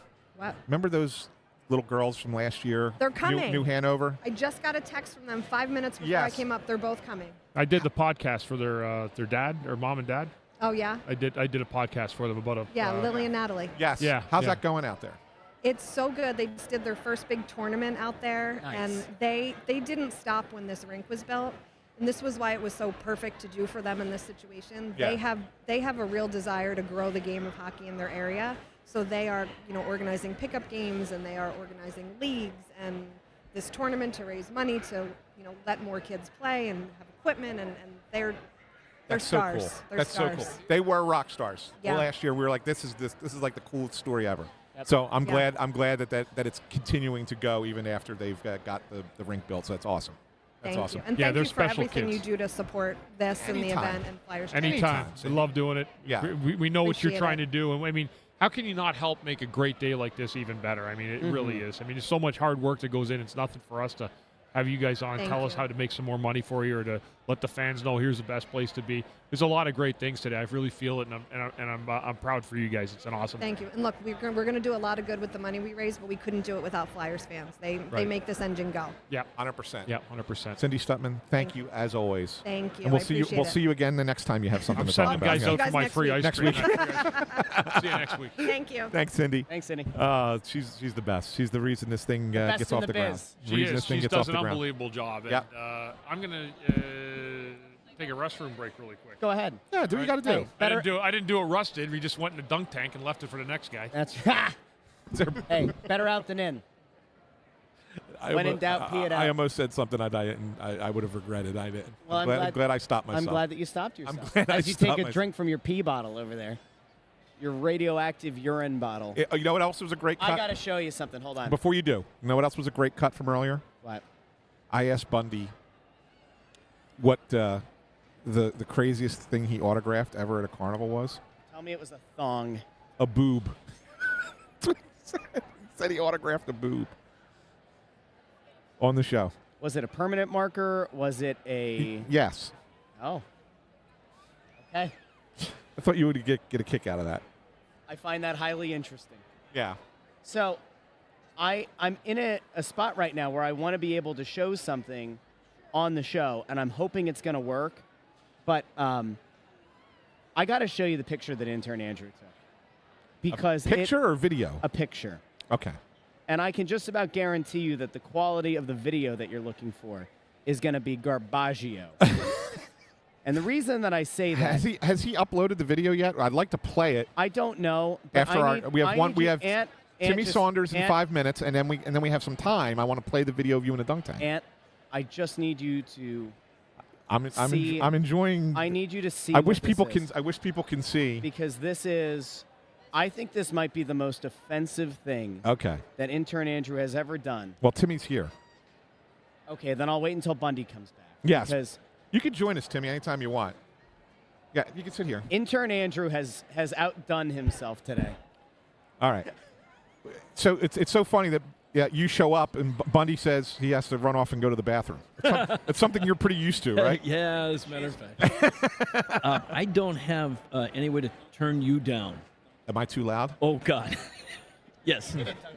I'll try and whisper. Can you whisper? I'll try and whisper. How you doing? I'm doing good, bud. Good to see you. I haven't seen you since we did some Phantom games together. I love it. I know, right? It's been a minute. It's been a minute, right? Since we've been on talking together at the same time. I just love the fact that people just walk right in front of the camera. This day is kind of. How many of these is this for you now? This guy 25? 27. 27? Yeah. 27 carnivals. Yep. And it's like the coolest thing every year, I think. Yeah, it really is. Right. And it's just kind of a grounding effect, right? Yeah. Because whether the team's going good or whether it's going bad, people turn out, right? Yeah. And they're still excited to see their favorite players, and they get to shake hands and rub elbows or whatever. Yeah. And we were just talking to Cindy Stutman, and she had said that already in the first 45 minutes that the doors were open, more people walked into this building than all of last year. Wow. That's amazing. Is that incredible? Yeah. It feels like a buzz in the building. Did you get your business taken care of, did you? I did. Did I ever tell you? I got to tell you a great story. So we're in Buffalo one night, right? I know exactly what you're going to tell. We're in Buffalo one night, and we get the break, and I did an interview with Tim. Of course, me and Timmy were together for 8 years. I just loved working with him. I mean, it was the highlight of my broadcasting career was working with Tim Saunders. Anyway, we're in Buffalo, and he goes pee. And I realized the guy's like, I have 30 seconds back, Bundy. The guy at the studio. And I'm like, well, where's Timmy? So anyway, we come back, and And I'm not used to bringing, Timmy would bring us back in, send us out to break, and just had a more professional taste to it. So I have to bring us out a break, and next thing you know, I'm calling the first 20 seconds of the game because he's still in the can in Buffalo. Where were we then? Washington, where you gave me the 5-on-3. Where I was sick, Ugh. and I was potentially going to lose my voice, and I was just to mess with him all day. I'm saying, look, you might have to take over. If I lose my voice completely, you're going to have to do it. And he's like sweating BBs all day, and we get to the end of the game, and I made it through. And he almost looked disappointed that he didn't get a chance to call. So I said, you know what? Why don't you just take it here? It was a 5-on-3. And I backed out, and he had no choice. You even got a goal. I got a goal. Your goal call was fabulous. I got a goal. Yeah, Really? And it's almost like Timmy could feel. We both could. I think the Flyers were up 5-2 or something at the time. It was in Washington, and I think he felt that there was another goal coming, and he just laid it out there. And I was moving around it, but I'm thinking to myself, I was sweating. And so I immediately, it's so much different doing color where you just pick up on what the play-by-play guy is saying. I leave the goals, the important stuff to him. I fill in the gaps, and I understood that. But in that moment, I mean, it was a lot of fun. But I mean, he had a beat on the game, not a lot of other people had. And so I got a goal call, and the Flyers scored again in the final. And I know the Wally Pipp story, so never again, because he proved he could do it. That's fantastic. That great. Was my second favorite Bundy story. Oh, you got a better one. What's the favorite one? My favorite one was Billy Barber night. You want to tell that? Well, I asked Billy Barber for an interview in Philly, and Billy Barber, he says, sure, no problem there, I'll be there. And we were going to put his number back up to the rafters, because they took some time to get all the other guys that they had retired up there. Right. So it was a night in his honor. So I called Billy, and then Billy doesn't show up. And I'm, remember I used to do the interviews. I have to get somebody, so I'd have the first 7 minutes of the intermission to interview whatever guest I could find. It could be a reporter, a former player, an alumni. If there was a player sitting out, once in a blue moon, we'd get that. Anyway, Billy doesn't show up. And Bundy, everybody knows, Bundy does the best Billy Barber impersonation, always has. And I kept telling him, you got to do it on the air some night. So we talked about it, and he laughed, like, yeah, it'll never happen. And on the night Billy Barber was being honored, we had asked if he could bring him up and we could have him on during the game, and we never really got an answer to it, and he never showed up. He forgot. Yeah. So I come out of a commercial break, and I said, Tim Saunders, Chris Therien back here at Wells Fargo Center on Billy Barber night, and Billy's joined us in the booth. Billy, this has got to be a thrill. And I just sat back, and he looked at me like, you son of a... You can say it. Like, so I'm not going to do it. And he paused for about 2 seconds, and he went into it. We did 15 minutes of him doing both voices.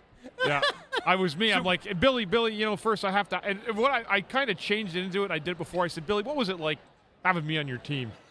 And he goes, you were one of the best there I ever had, Al. I tell you what, there, you never made a mistake, rock solid. Like, Billy, I mean, that's giving me a lot. Al, I'm telling you, don't argue with me. You were that good.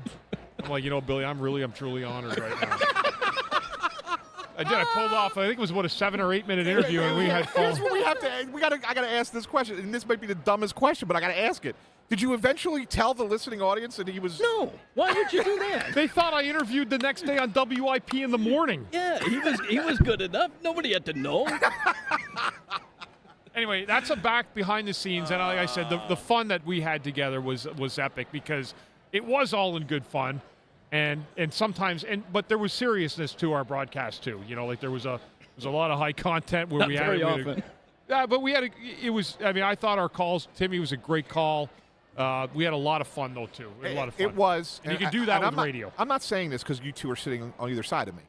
It was my favorite Flyers radio broadcast tandem since Gene was on the radio. Wow. Like, That's I nice. just loved listening to the two of you. Whenever it was in the car, whatever, I just it was very entertaining. I remember Mark, the best. I've heard a lot of great compliments, and Mark Howe gave me the best one.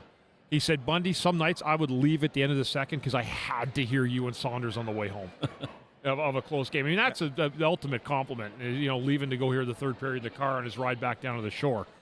So, no, but it was good. And, there was always, it was always all about the in terms of what we wanted to do in the call of the game. Timmy was amazing, and I was just happy to ride. I always told you, if we can't have fun doing this, what the hell's wrong with us? Yeah, I know, right? especially radio. Timmy, what do you think? What do you think this year? I was, yesterday we were saying kind of sneaky, quietly, maybe one of their best games of the year yesterday. After the third goal, I mean, it's like the Flyers tied the game, and that was the end of it. Here's what impressed me the most. You're absolutely right. It was one of their best games of the year. The atmosphere in the building was one of the best since probably when Connor Gauthier was here, right? That was phenomenal. Yeah. What really impressed me about the effort was, and we talked about it in the pregame show before the game, playing to your identity. And you got to recognize what the identity of this team has to be right now because they're not as talented as clubs like the Edmonton Oilers, right? So if you're not responsible defensively, if you're not taking away the middle of the ice, doing all those things, blocking, it's the first time we've seen that version of the Flyers team because the newcomers, Kuzmenko and Peltier, were both in. Everybody was healthy again for the first time in a long time. So it was deeper offensively. We had some skill in the lineup.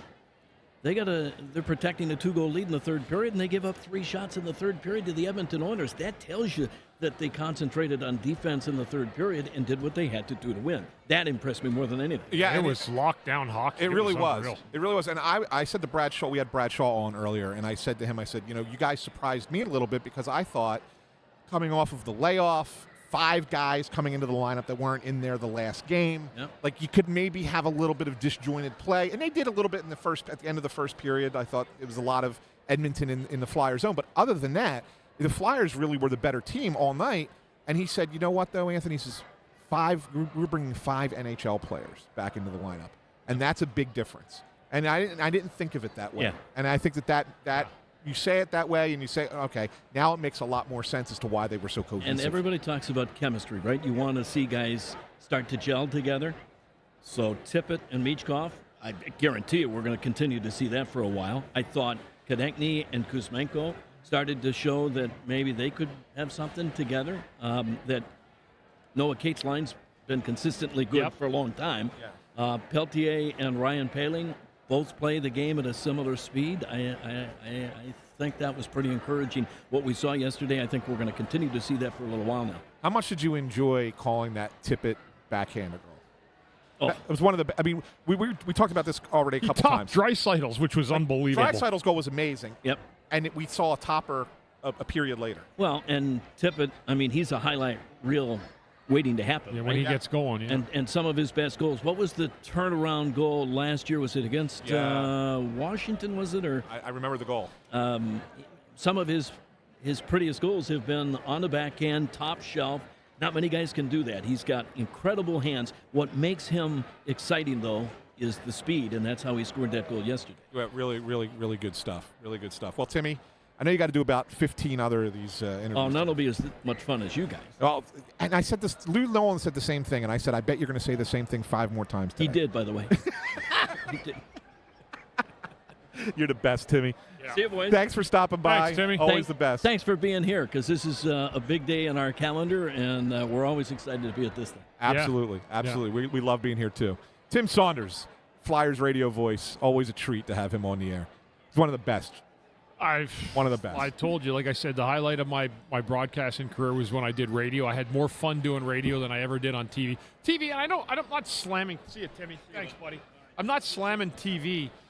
TV was, you had these people that were drips behind the scene, and they were always watching your every move, and God forbid you ever wanted to have fun. Yeah. Like, you just couldn't. And that wasn't necessarily to my personality. Radio, I could be me. Like we would both walk the line doing radio, but we had a good time together. We called a great game, and we had fun doing it. And that was the highlight of my broadcasting career. You know what you guys missed? I think it was during Tim, or it was right before it. There was a guy who was standing over here who was staring at us for a while, tall guy, orange shirt. Yeah, who walked right on the front of the camera? Do you know why? No, why? So she came over and said, he thought you were Danny Briere. Get the hell out of here. That guy thought I was Danny Briere like 20 minutes ago. Yeah. So I don't know who that, so he was asking people if I was Danny Briere. And she's like, no, that's not Danny Briere. But then he was still convinced, which he came back around here and we shook hands. So I just thought he was a fan of the show. no, he thought I was Danny Briere. Now I'm realizing the guy was probably a kook. But if he subscribes to the show, we love him. I peeked my head out into the bowl when I went. It's insane out there. Not the toilet bowl, the actual arena bowl. Thank you for clarifying. And it was It's zoo insane. out there. Oh my god! You can't move on that floor. Like when I was down there, correct me if I'm wrong, we were down there for the dunk tank. It was like standing room only, and it was, you really had to shuffle. It was lines for everything. Like not ridiculous, but like lines everywhere. People constantly going up one side, down the other side. There are a lot of people in the building today. And I will say, it's a credit in a sense. And I meant to bring this up when Jonesy and Hilfer were on earlier, but you know, when we talked to them before the season, we talked about the way that they were marketing this team and that Mishkov is on the billboards, but he's not front and center. He's part of the branding. They are most of the way through Mishkov's first season. They have somehow done a good enough job here at keeping the media accessibility there at a certain level. The fans have not turned against Mishkov when he's gone through some downturn in production, right, when he looked tired. He had a couple rough spells. But the fans didn't, turn against him. You didn't start hearing, oh, what a bust, what a bust.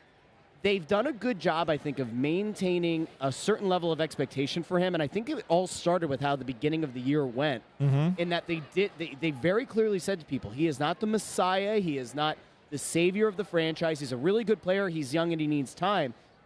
Philly's not known for the patience, especially with young players. Nolan Patrick, say what you will, there were a lot of high expectations, and people started to turn against that guy not that long after. What? What are you laughing at?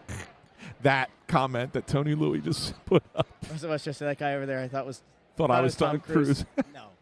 All right, let's not get crazy. Right? No, but your point is well taken, Russ. And Thank you. And I think that what I'm more impressed, and yes, the Flyers have done a very good job of tempering the expectations with him, because I'm impressed by the fans not expecting more.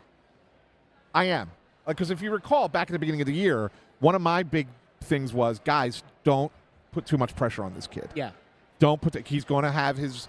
He's a rookie. He's 20 years old coming in. He's never played an 82-game season. Like, he's going to hit the wall at some point, and don't be upset at it. Know that the kid is going to still keep coming down the line, and the fans have not done that. I really do. And so I'm impressed by the fans, in all honesty, for not going down that path. I really do wonder if it's the being burned by Nolan Patrick in the past. I'm serious, because that was the most highly touted guy that the team had drafted in a really long time, right?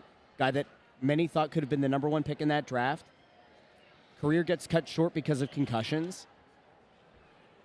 I think that there's just a certain bit of trepidation that fans take with a lot of these players at this point.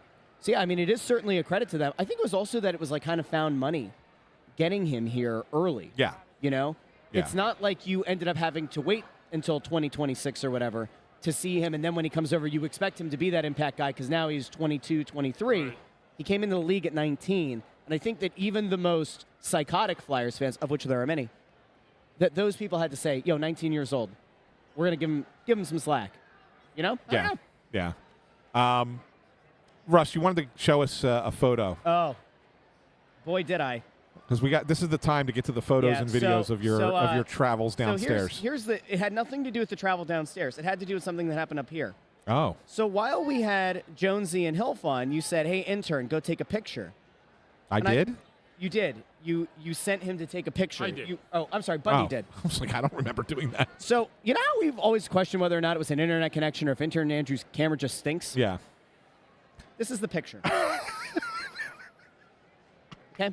Dude, what? I'm going to speak to your friend Deirdre. Oh, my. Yes. And Dude, what is that? And to Papa That's Henry. An embarrassment. And to Did Papa, you not look at that to and Papa feel Henry. Any shame? Did you have any pride I for need yourself? Mama and Papa Henry to get this boy a new phone. Okay? Or somebody needs to get this kid a phone. Look because at that this, picture. You can't use that this thing for legitimately looks like it was taken on a flip phone, like a 3GP.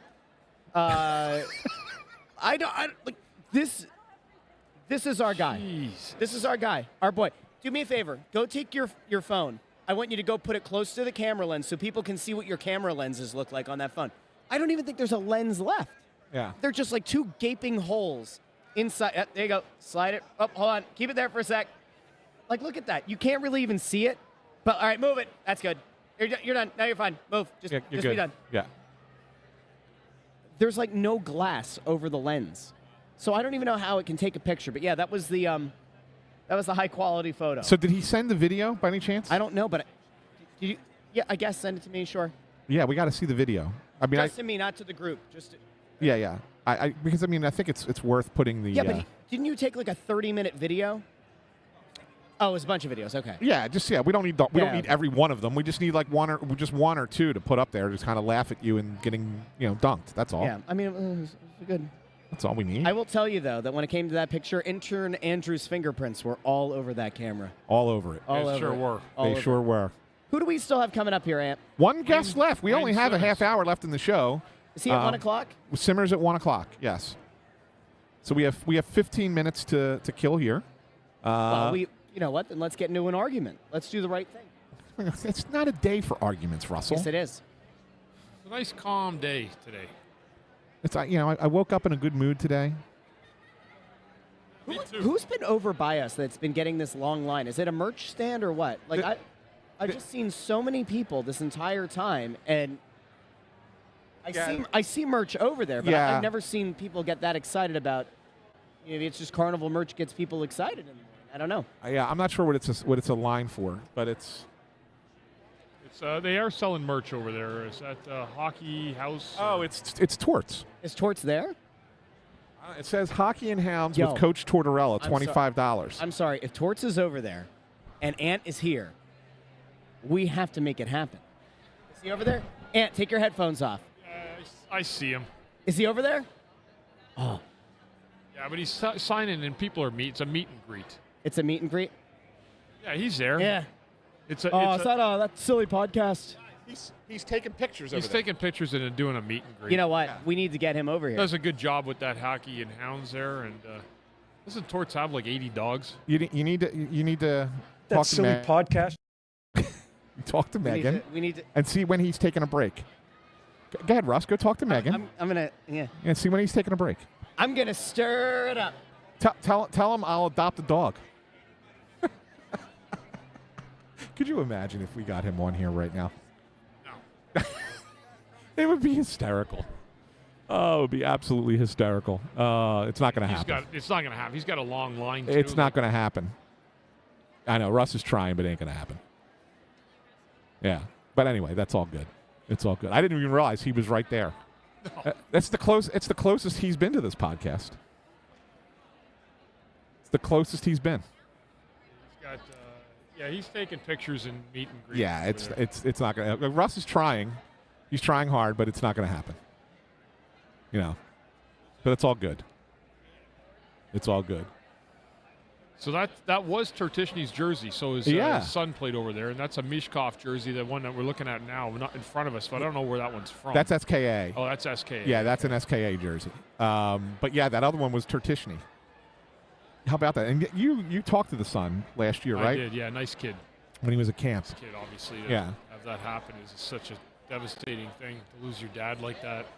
Yeah. But yeah, no, he's a good kid too, and doing well. Uh-oh. Russ has a smile on his face. I can't imagine what this is about. Here, what do you got there, Russell? You got something for us there, Russ? I was told that John Tortorella would rather coach the Buffalo Sabres than talk to Anthony SanFilippo. So, yeah. Oh, that's funny. They don't know what time he's over there. But like, there are things we could do. You could get in line, pay the $25. We'll send intern Andrew over with the potato cam. And have me take a picture with him? You have to take a picture with him. Shake hands. You'll have to talk. It'd be hilarious. We can get you two on camera together. Like, it's right there. Yeah, I ain't standing in line to take a picture with Torts. Ain't happening. We can get one of our fans to hold your spot in line. I have workarounds figured out. Yeah. All good. Ant is afraid. No, he's not afraid. No. Ant is not afraid. Sometimes you got to judge the orange and decide how much juice is worth the squeeze. That's right. I didn't realize, though, that he was going to be that close. I didn't either. He's happy. He wanted to be close to us. There's puppies. I honestly didn't know it was that either. That's funny. That's actually kind of funny. Oh, nice. So We could do. This guy was here last year. He's Yes, got he the, was. the Charleston Chiefs. Yep. You start to realize year over year, you start to recognize people that come to the charity. What? Oh, okay. You start to see people every year. You know what we could do, Russ? Russ, you know A Bundy Providence card. Wow. That's what I was saying. A Providence. Look at that. Holy smokes. That's fantastic. That's a heck of a pull. That is a heck of a pull. That is a heck of a pull. Good stuff. How about that? Yeah, Russ. You know what would be what we the only way I would get in that line. The only way I would get in that line for a photo. The only way I would get in that line for that photo, Russ, is if we got $1,000 in donations. We're not doing that. So. You are not going to grift the fine folks. I'm not grifting. It would be donated to Flyers Charities. I'll download this one. It would not be. I'm about to bring up video of yours truly getting dunked in the tank. Who went in after you? I don't know the lady's name, and I feel really bad. Media? I don't know. I think so. I assume so. Television? I don't know. I don't think I've ever seen the person before. Well, then, but then don't feel bad if you don't know who it is. I feel bad because everybody works hard, and you don't want to there's downplay that people do things, and you're trying to be a nice person here. Aunt. Yeah. I'm trying to get this video from intern Andrew to upload, and then we can. Technology at its finest. We're doing what we can. I know. Is there anything? Here we go. I got it. We're good. All right, everybody ready? Yeah, here we go. Gird. Oop, wrong one. Can't wait to watch the potato cam in action. I never get to see the potato cam. I'm usually the other side I remember of it. this kid, and I'm going to tell you why I remember this kid. You're gonna see it here in a second. There's a very specific reason. We'll let the fans decide if they can figure out why I had beef with this kid. Beef? I had beef with this kid. Okay. I had a legitimate problem with this small human child. Hold on. I had it, and then I didn't. So this kid, just to kind of set the stage, he came up, and now I wasn't looking at, what jersey some of these people were wearing, and, I said, oh, who's on your jersey? And then I saw the number, and I was like, oh, that's a questionable decision as a parent. I was like, that's a very questionable decision to let your kid wear that jersey of all jerseys that you could let them wear. I thought you were talking about letting the kids walk through the. No, the kids who almost knocked over the light. No, not them. All right, here you go. So this is video. This is obtained by intern Andrew, and here's the small child. Lefty. This kid came up 3 or 4 times, and I want you to just kind of notice who's on his jersey. But somebody caught it already. Yeah. Yep. So Carter Hart. So it's man. one thing if a kid in a Travis Konechny jersey dunks me. This kid missed, as you noticed, missed all 3 times. I think that kid came back through three that more, one hit. That three one more hit times. though. So the kid came through 3 times, and finally, there you go. Finally, they dunked me. But I don't think it was the Hart kid who dunked me. But who's letting their kid wear a Carter Hart jersey these days? That's all you got? That's all you got. What are you going to do? You don't wear it. If that's all you got nothing. Yeah. That was good, though. Russ, look at that. It was good to see you go down. That was one of the videos. What? The hitch mating call.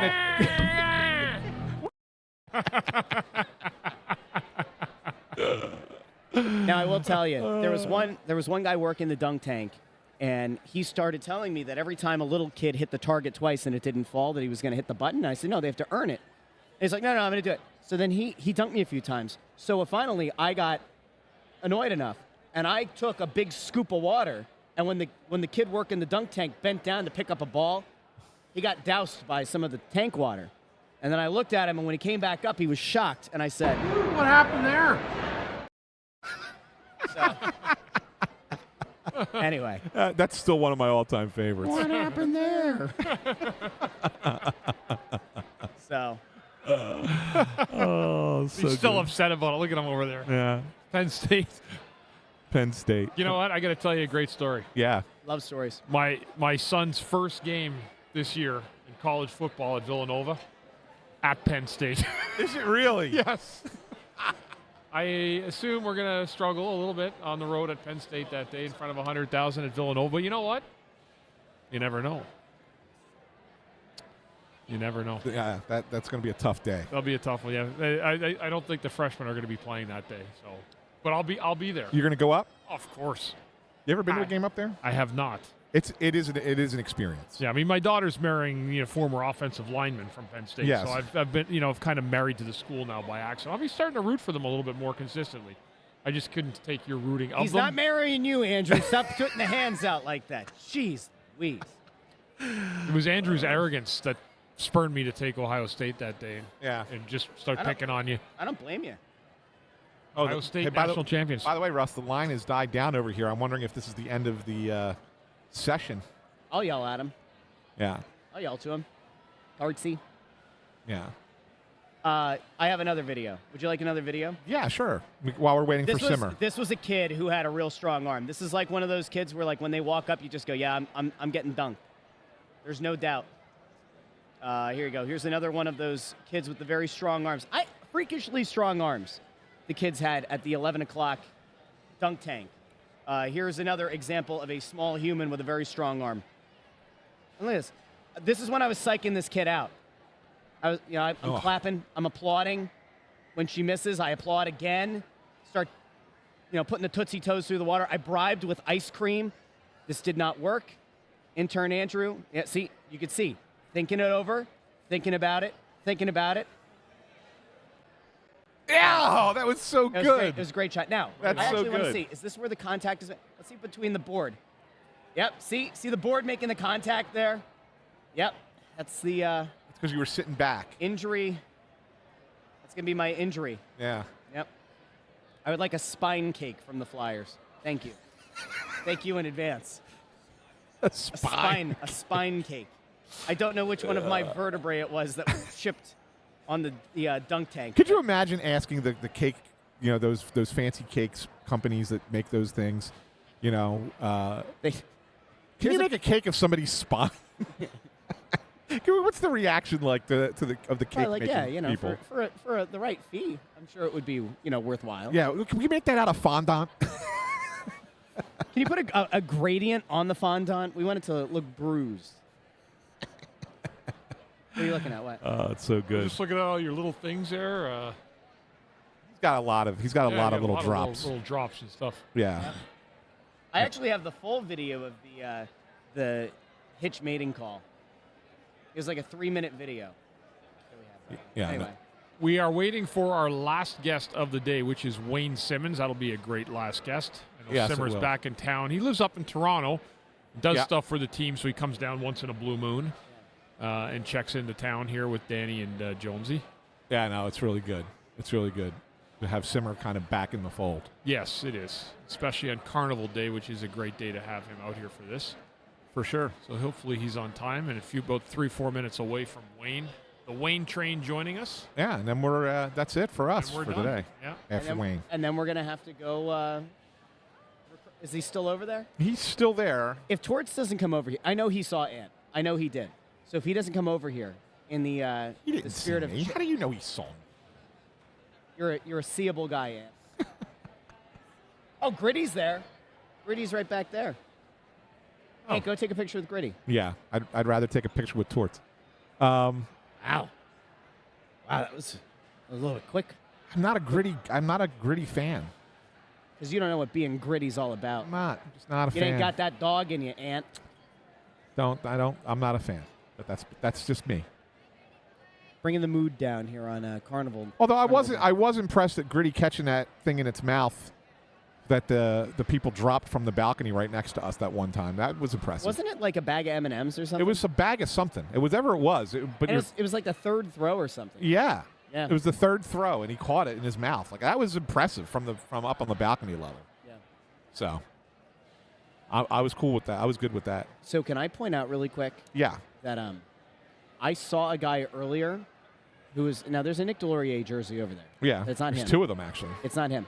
There was a guy earlier today who had a custom Nick Delorier jersey, or it was like one of the knockoffs because Delorier was spelled wrong. No. Oh, Yep. that's not good. I think we actually caught it on camera. That's not good. When that I was, first sat down. I forgot who it was. Somebody made a comment earlier that their favorite thing about our feed today is being able to see all the different jerseys that people are wearing behind us. Yeah. So that's kind of fun. I think that is like a neat part. Here's a Jaromir Jagr. Yeah, jersey. Love that's that. a good one. There's a Carter Hart jersey. Little kid in a Carter Hart jersey. Yeah, well, Donald Brashear. We got Brashear over here. There's a Danny B. Lawton. Yeah. That's a correctly spelled Delorier. Yeah, like it actually freaked me out to a point where, like, you know how sometimes you see something and you're 100% convinced that it's wrong, and then you stare at it and you're like, wow, maybe I've been wrong the whole time, and then you look it up. You know what I'm talking about? Like spellings of things. Yeah. Like I actually stopped to think about how you spell Delorier, and I was like, that guy's jersey's wrong. That's a heck of a mistake. It's an expensive mistake. That's true. Those are the jerseys that they bought off of Temu. Not that there's anything wrong with Temu. Bundy, you ever buy anything on Temu? I don't even know what that is. Okay. What's the team? It's kind of like a Wish.com, like a knockoffy sort of thing. Oh, okay. What's the other one? Alibaba. Yeah, something like that. Yeah. Somebody said they just saw a Nick Grossman jersey behind us. I must have missed that one. I didn't see that We one. have a Simmer jersey right here. You might want to tell this guy that Simmonds is going to be coming on. He's already got Simmer's autograph on there, though. Oh, okay. Well. So All right. ain't gonna be able to help him with that one. But Could get a Bundy autograph. All right, so let's kind of recap what's happened so far today. Yeah. So you have Bradshaw on. Bradshaw believes he's going to be able to fix Jamie Drysdale. Well, I wouldn't say that was exactly what he said. Well, I but wasn't here, so I'm going to assume that he said he's going to fix Jamie Drysdale. So that's good news. You had Lou Nolan on. Russ fake news. You forgot there was somebody in between. Jim Jackson. Jim Jackson. Jim Jackson was on. Scores! Yes. Then we How had. was Jim Jackson? Jim was good. Was he engaging? Does he have a goatee right now or no? Yes. He does. Rocking the goatee? Yeah. Okay. JJ was engaging. Then you had. Then we had Lou. You know a fun fact about Lou? Yeah. My buddy's wife, her family had a beach house until recently in New Jersey. I won't say the town. And the house behind them is where Lou Nolan apparently has a beach house. Oh, okay. Or at least has family with a beach house. A Yeah. couple of times I saw him. Now, Lou Nolan and I have never really engaged in conversations. So, No. but I saw him. You could hear that. I mean, the voice is pretty identifiable. Then after Lou, we had Bob McCormick from Toyota. Then we Who had. gifted us each a vehicle, which is very nice of him. Yeah. He doesn't know that yet. You see me trying to drop the hint that they should be sponsoring the podcast? No, I didn't catch that. Toyota. Yeah. I didn't. I dropped a hint that he should sponsor the podcast. This was when we were talking about funnel cake. Mm. I suggested that maybe they sponsor the podcast. I don't think he was picking up what you're putting down. No, he didn't. Yeah. He didn't get it. It was too subtle. I needed to be more direct next time. Should have asked him for a.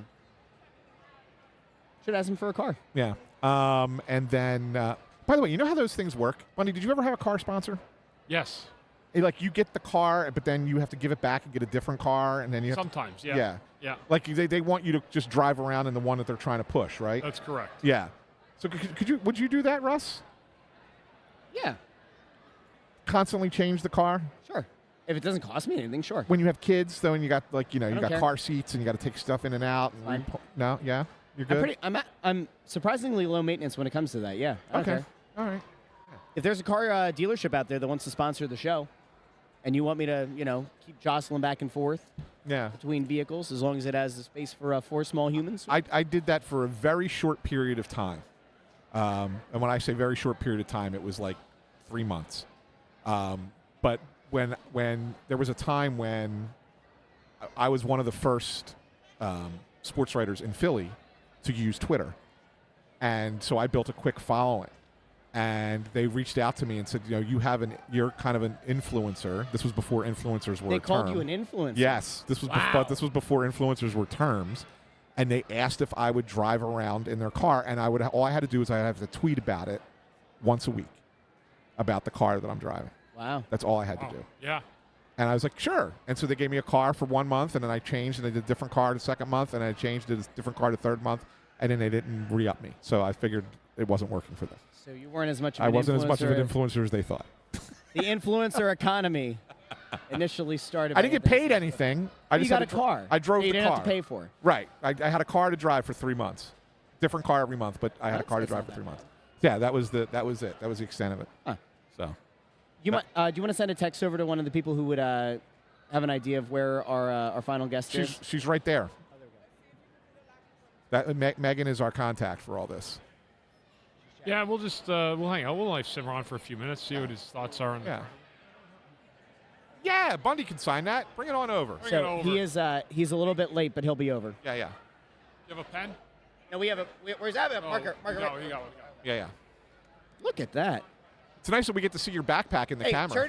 Turn around. Turn around. To the camera. Turn around because you got the Snow the Goalie shirt on. There we go. Hey. Right. If you're going to be on camera, you got to promote the show. Shop.snowthegoalie.com. Here's your pen. Here you go. Get your marker. Thanks, man. Thanks, bud. How about that? Appreciate you. How about that? Listen, you can stand in the middle of the stream all you want as long as you have a Snow the Goalie shirt. Yeah, that's right. I can stand in the camera. So today we've seen a Quitter Gautier shirt, a Mishkov Mania. A Mishkov Mania shirt. Yep. In that brown color that I almost got rid of. Good thing I didn't. Yeah. And then that. Yeah, it was good. I think I saw a few Snow the Goalie shirts today. You know what? You had one on. I did. In the pool in the dunk tank. I did. Yeah. Yeah. It was cold. Yeah. It was very, very cold. What was the cold water? Did that make you get out of there yelling, "I was in the pool! I was in the pool"? I don't get your reference. I'm assuming it's from a movie from Seinfeld. From the 70s. It's from Seinfeld. Okay. Not a big Seinfeld guy. Are we waiting on our guest still, right? Yeah, he's running a little bit late. He's running a little bit late. I was never a big Seinfeld guy. I like Curb, though. I like Curb Your Enthusiasm. Well, it's similar comedy. It's Larry David. Yeah, similar comedy. Creator. Were you? Yes. Thank you, Brian Knowlton and Tom Allen, for understanding my shrinkage. My reference. Right. Yes. Thank you for both of you for getting it. Hey, here's a good question from Allison. Yeah. When you had that sponsored car for 3 months before they realized you weren't actually an influencer, did you have to change your insurance every time they changed the car? That's a good question, but no, the insurance was covered by the dealership because it's a dealership's car. Yeah, why don't we have a car dealership sponsoring the show? I didn't own it. All I had to have was insurance that covered me, like a driver's insurance. But the insurance on the vehicle was covered by the dealership. Okay, interesting. But yes, that's a good question. Now, it does look like, what time is this over?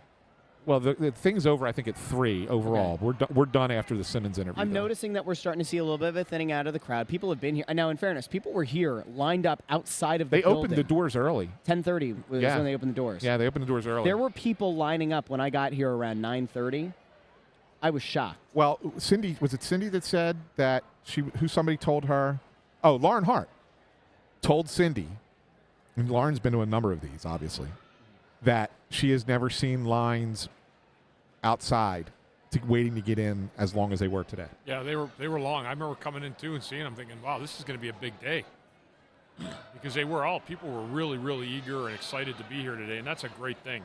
Parking lots were packed with kids playing football, ball hockey, street hockey, whatever it was. It was cool. And it was really cool. It was really cool. In here today too. I guess it kind of speaks to just how cool this whole thing could end up becoming if and when the team does flip that switch, becomes an actual perennial cup contender. There is such a hungry fan base in this city. Yes. For that moment. Well, Russ, I mean, here's the thing, and I can, I don't know how much you remember because you were young. I was a wee little lad. But Bundy remembers what it was like. I mean, there was a time, I kid you not, where all they talked about on talk radio was the Flyers. Yeah, at one time in the 90s. In the 90s. I used to have friends of mine now that are like parents of kids that were the same age, and they were in their 20s like when I was playing. And I have people tell me, like they said, when the Flyers were on in the 90s, they said that was can't miss hockey. It was can't miss hockey. It was great hockey. And it was the city, all that. Because you got to remember, at the time, the Eagles weren't good. The Phillies were good in '93, but then they got bad again. Yeah. The Sixers, they were like kind of okay for a little bit, and then they got bad at the end of the '90s. But so the Flyers were the only team in town that was good.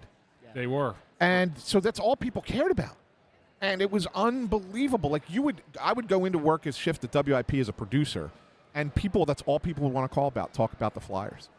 It was nonstop. Like. So when you say the city is starving for it, they're starving for the Flyers to be like they were, where they were good every year. Yeah, they might not have won a championship, but they were good every year and gave you a chance to win a championship every year. And that mattered. And to now go, we're going to probably look at a 5th straight season without a playoff this year. Yeah. right? But the fact that they're starting to come back lets you know that if they get into the playoffs maybe next year, going forward, and then there is that consistency again, like they can get their piece of this city again. Yeah, it's, no doubt. It's there, it's there for for the taking. It's there for attainable, them. yeah. Yeah. Yeah. For sure. For sure. It'll be interesting to like and you know, say what you will. There's a Denver Barkey Flyers jersey over there. Yeah. How about that one? It's funny because when you look at people tend to compare the Flyers and the Sixers just because they play in the same building at the same time of year. You rarely get it where both teams are really good at the same time. Now, there was that Sixers finals run that also coincided with a good time in Flyers hockey. Yeah. But other than that, like it hasn't really synced up a lot. When you entered this season, there was the thought that the Sixers could be one of the best teams in the Eastern Conference, but there were a lot of questions around Joel Embiid's knee, around Paul George's health history, about whether or not they're going to be able to actually put it all together. And that season has flopped. It has largely been a failure. Yeah. The Flyers side of things, there were no expectations. They were about as low as expectations could have gone, even though last year there was that tease of a playoff run. And now you look at where they're at, there are positive signs. Now, how positive you view some of these pieces, that will vary from person to person, but you have one of the potential stars of the future here in Mishkov.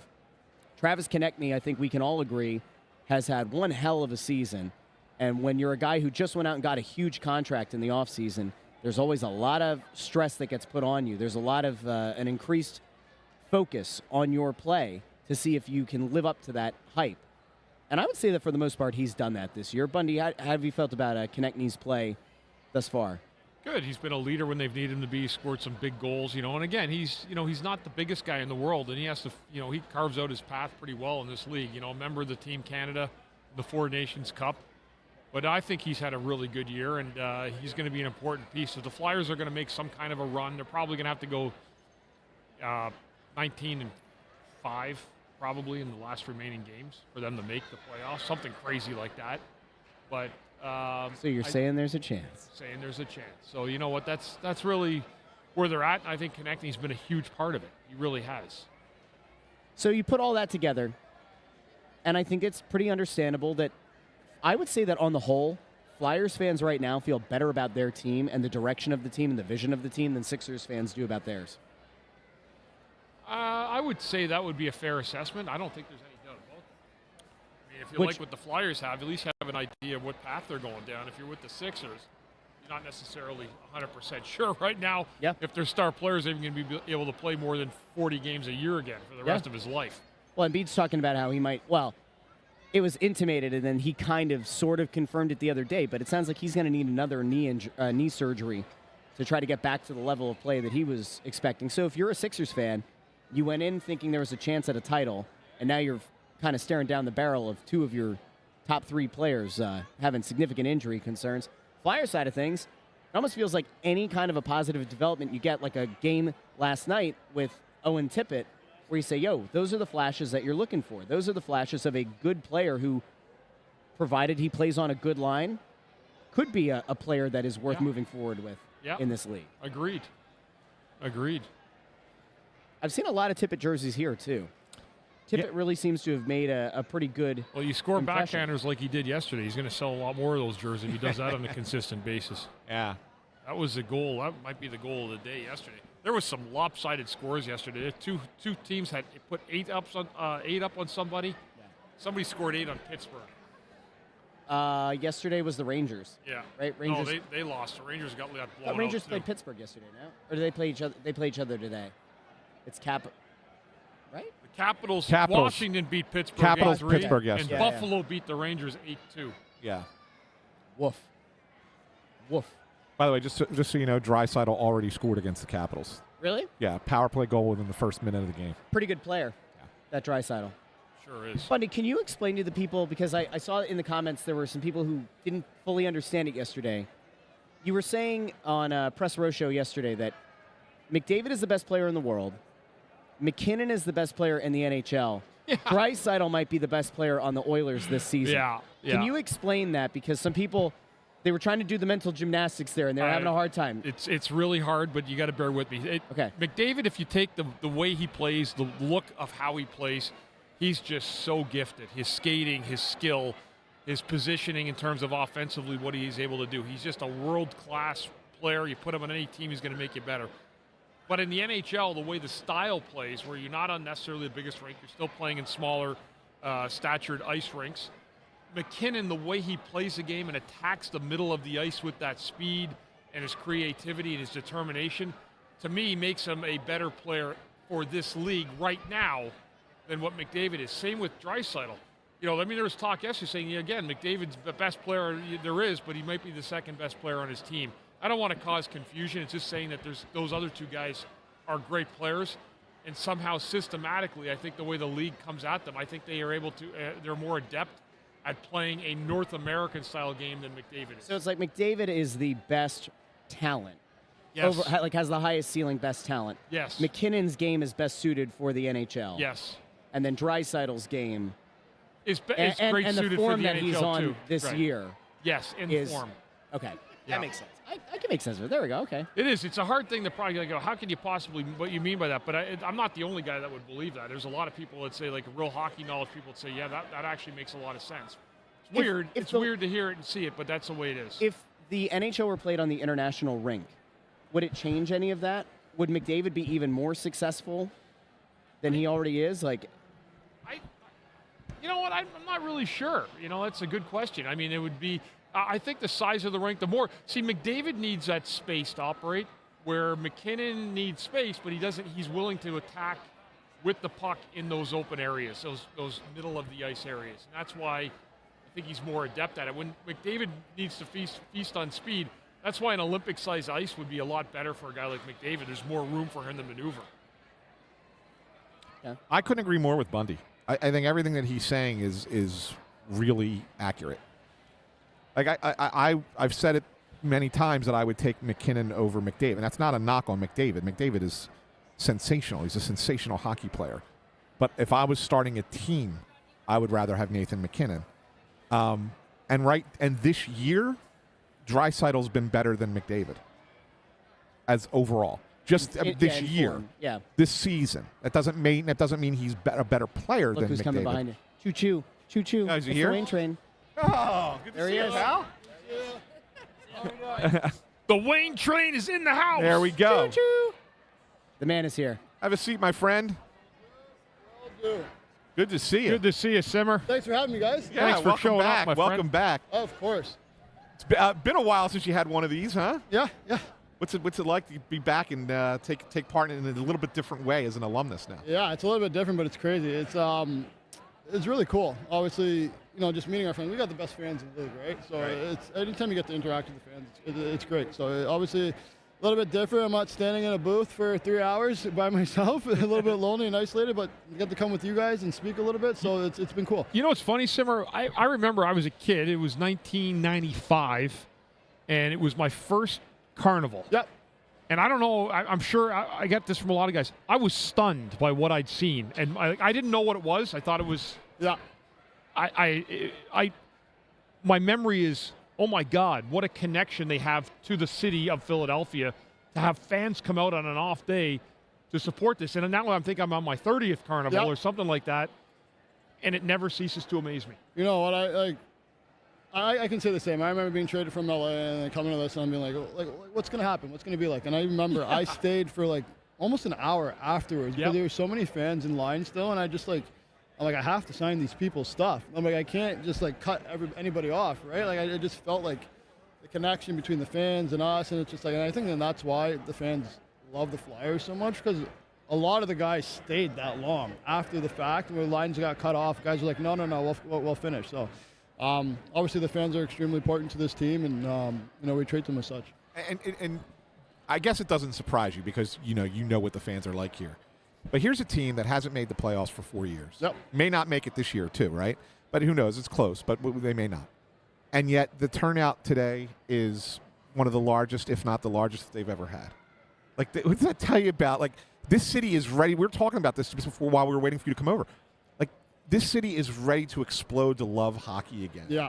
right? You kind of get that sense. You can feel it. Like just coming into the city from the airport on Friday, you can feel it. Obviously, with the Eagles winning, people want another parade, right? And I think the way the team's being built, the way that the guys are playing, the way that Torts is coaching them up, and Danny and Jonesy doing their thing, I think it's only a matter of time. Yeah.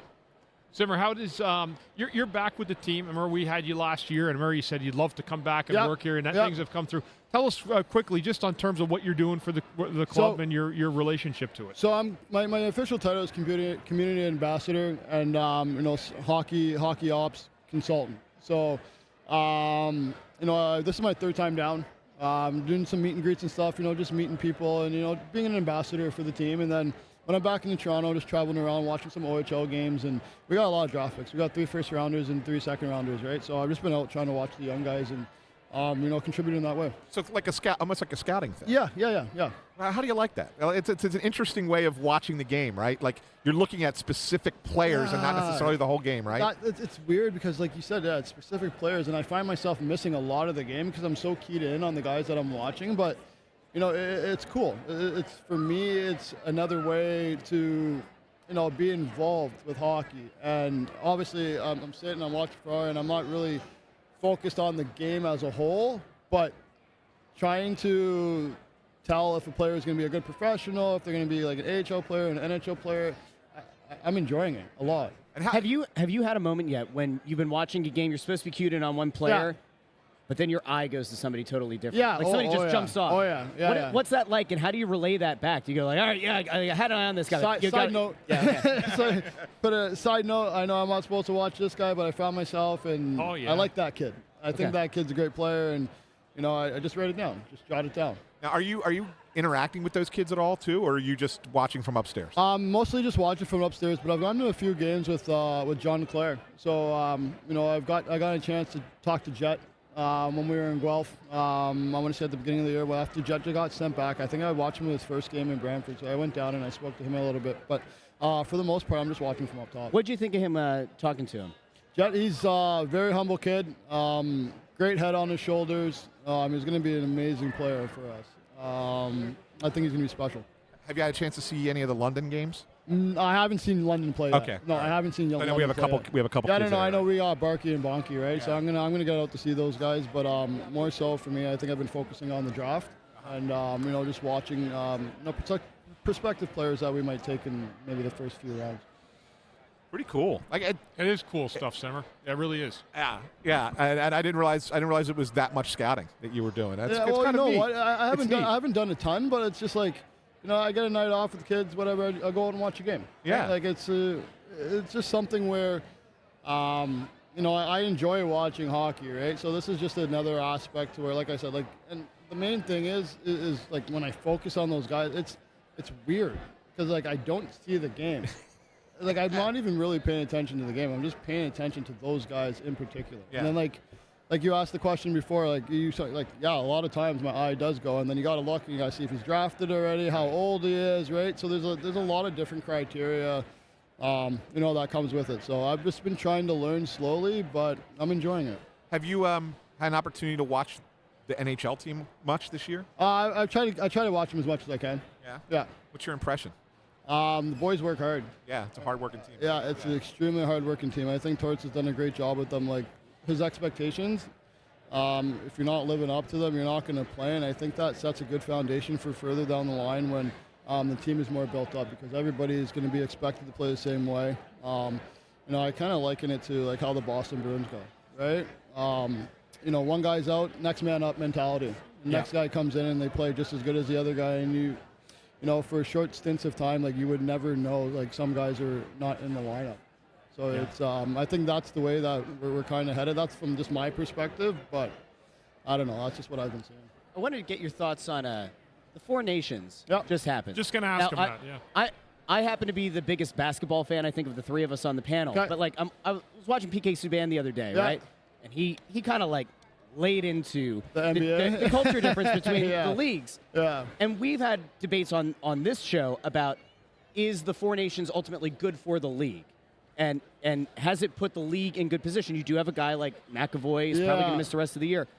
Is that what they said? I heard There's Kachuk good too, chance he- possibly. Yeah, like that, Possibility. We're looking at we're And looking Shea at some Theodore is potentially- going to be out for a long time too. So when you Oh look my at God. when you look at it from the standpoint of all the eyes that it brought Yeah. to the league and the fact that it was the highest rated game. What was it, Ant? The highest rated NHL in 30 years. Yeah, NHL 30 affiliated years. games. When, yeah. when you take a look at That's that, amazing. but then you do have to Yeah. kind of weigh. Imagine being in a locker room like a Boston, Yeah. where Well, now your best now- defenseman's gone, right, for the whole year. How do you look at it? Do you look at it as it was a good thing for the league overall? Is it something where you look at it more from the team level and you go, yo, that sucks that we lost our guy? Like, where would you land? It's a fine line for me. I think that tournament in and of itself was amazing for our league. Yes. It was amazing for our league. If I'm the owner or the GM of the Boston Bruins, I'm pissed.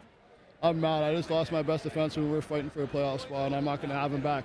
But in saying that, I think the eyes that it drew to our game is only going to help us, right? Like, so I was reading something or Gary Bettman announced that we're going to do World Cup, Yeah. right? So it's going to be Olympics, World Cup. We're committed to what? To do Every like- 2 years. Yeah, every Yeah. 2 years, Yeah. right? So maybe if you can find a different, I don't know, like they did the World Cup before and they did it at the beginning of the season, right? Correct. Yep. Yes. So I know guys don't want to start early and it makes the season longer. But if that's the case and guys want to play best on best, I think maybe doing that would be the best option, I'm the with you. best marriage. I agree. For the players and the teams itself. Because having that in the middle of the year, you're going to go play for your country. You're going to play as hard as you can. 96 World Cup was an immense success, and it happened in September. Yeah. So if you stay away from Sundays, Yeah. which is easy to do, Yep. don't play on Sundays. You're Yeah. going to get beat up by the NFL. That's the way it Yeah, goes. 100%. So figure it out. But remember, Johnny, when we were talking that night, what I loved was Leclerc. Yeah. What made the most sense was he goes, star players are only going to play 2 or 3 exhibition games anyway. Yeah. So use the training camp as their training camp. I'm that's my train of thought. Like Same here. I completely agree with that. Like I know, like I probably wouldn't want to play early, but if you can tell me I'm going to play best on best and I'm playing for my country, I'm gonna ramp it up You're 3 gonna be weeks jacked up. earlier. Yeah, right. I'm gonna get it going a month, 3 weeks earlier because I want to play for my country. But also, you're being paid by our organization to give everything you have, right? So I also wouldn't want to let them down. So I guess the best way to do it is to do it at the beginning of the year, and then if guys do get hurt, like serious injuries, you're gonna miss 2-3 months, right? But you're still back in it for the push, like for what they want. Hopefully the injuries don't happen, but when guys play that hard, like the pride is like watching Team USA play Team Canada was unbelievable. Oh, it's unreal. Two great games. Like that first, like Both we games. need another one, right? Like yeah. where's Game 3? So like I don't know. I just thought it was amazing.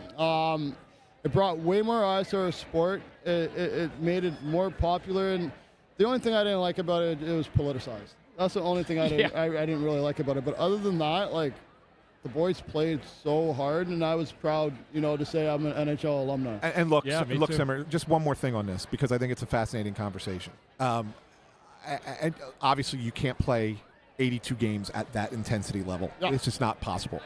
But what got everybody excited about the game was the what was going on was the physicality that was being played, and that's not in the everyday NHL anymore. No.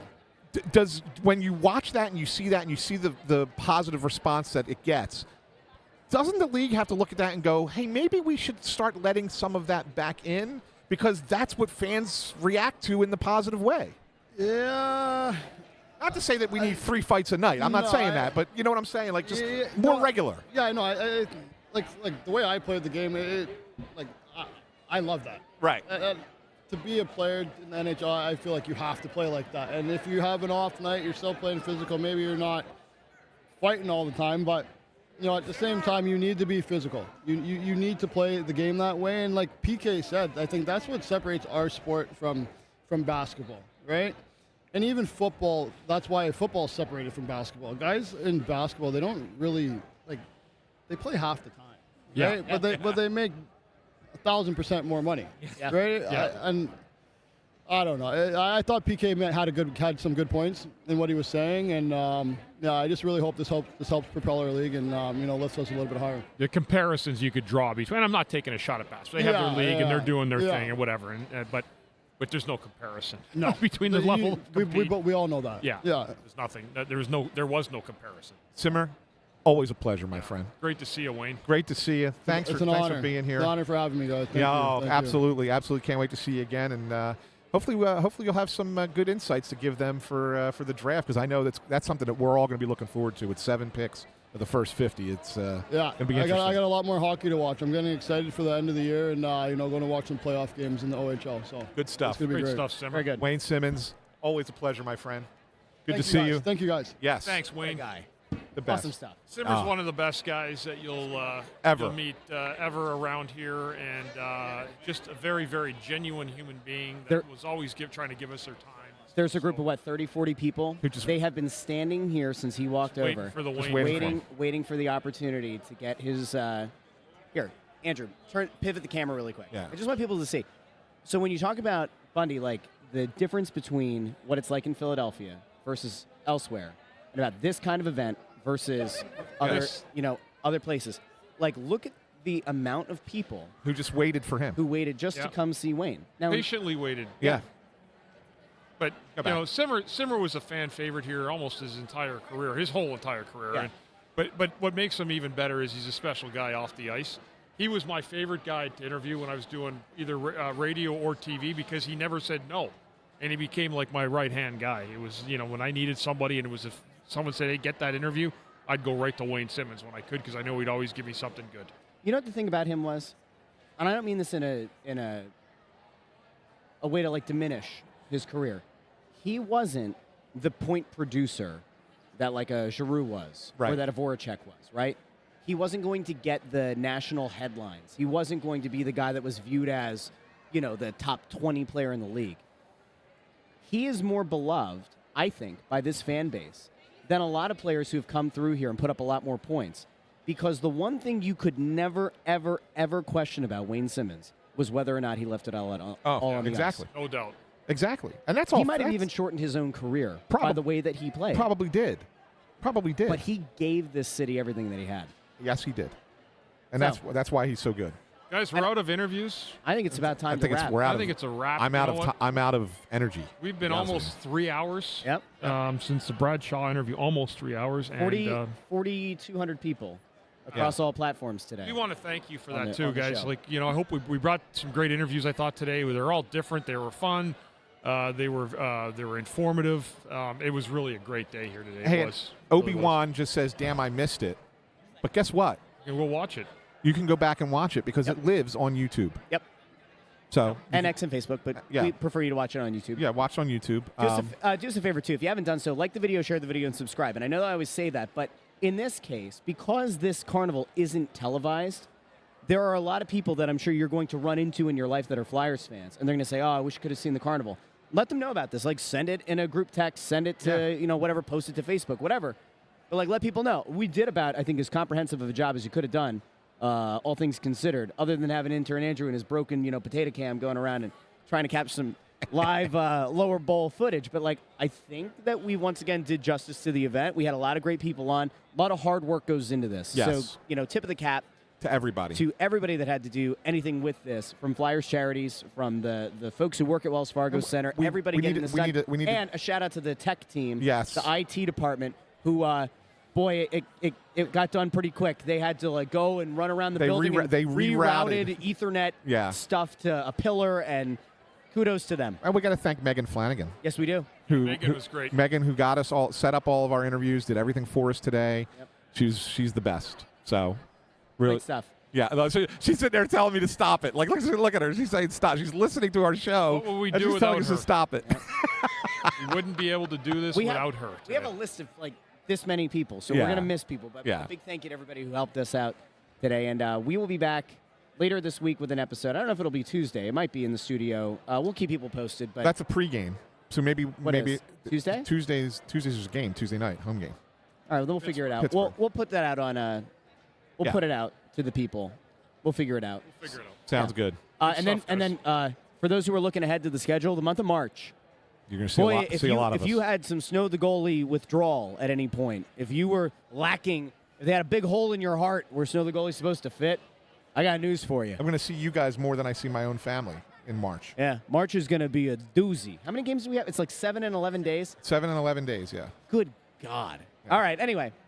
Big thank you to Ant, who you can find on Twitter at AntSanPhilly. Bundy, who you can find on Twitter at CTerrian6. Intern Andrew is on Twitter at Intern Andrew. I'm on Twitter at JoyOnBroad. Thanks for watching, maybe even listening to Snow the Goalie Live from the Flyers Charities Carnival 2024-2025. Until later this week, this has been Snow the Goalie, the only Flyers podcast. We will talk to each and every one of you very, very soon.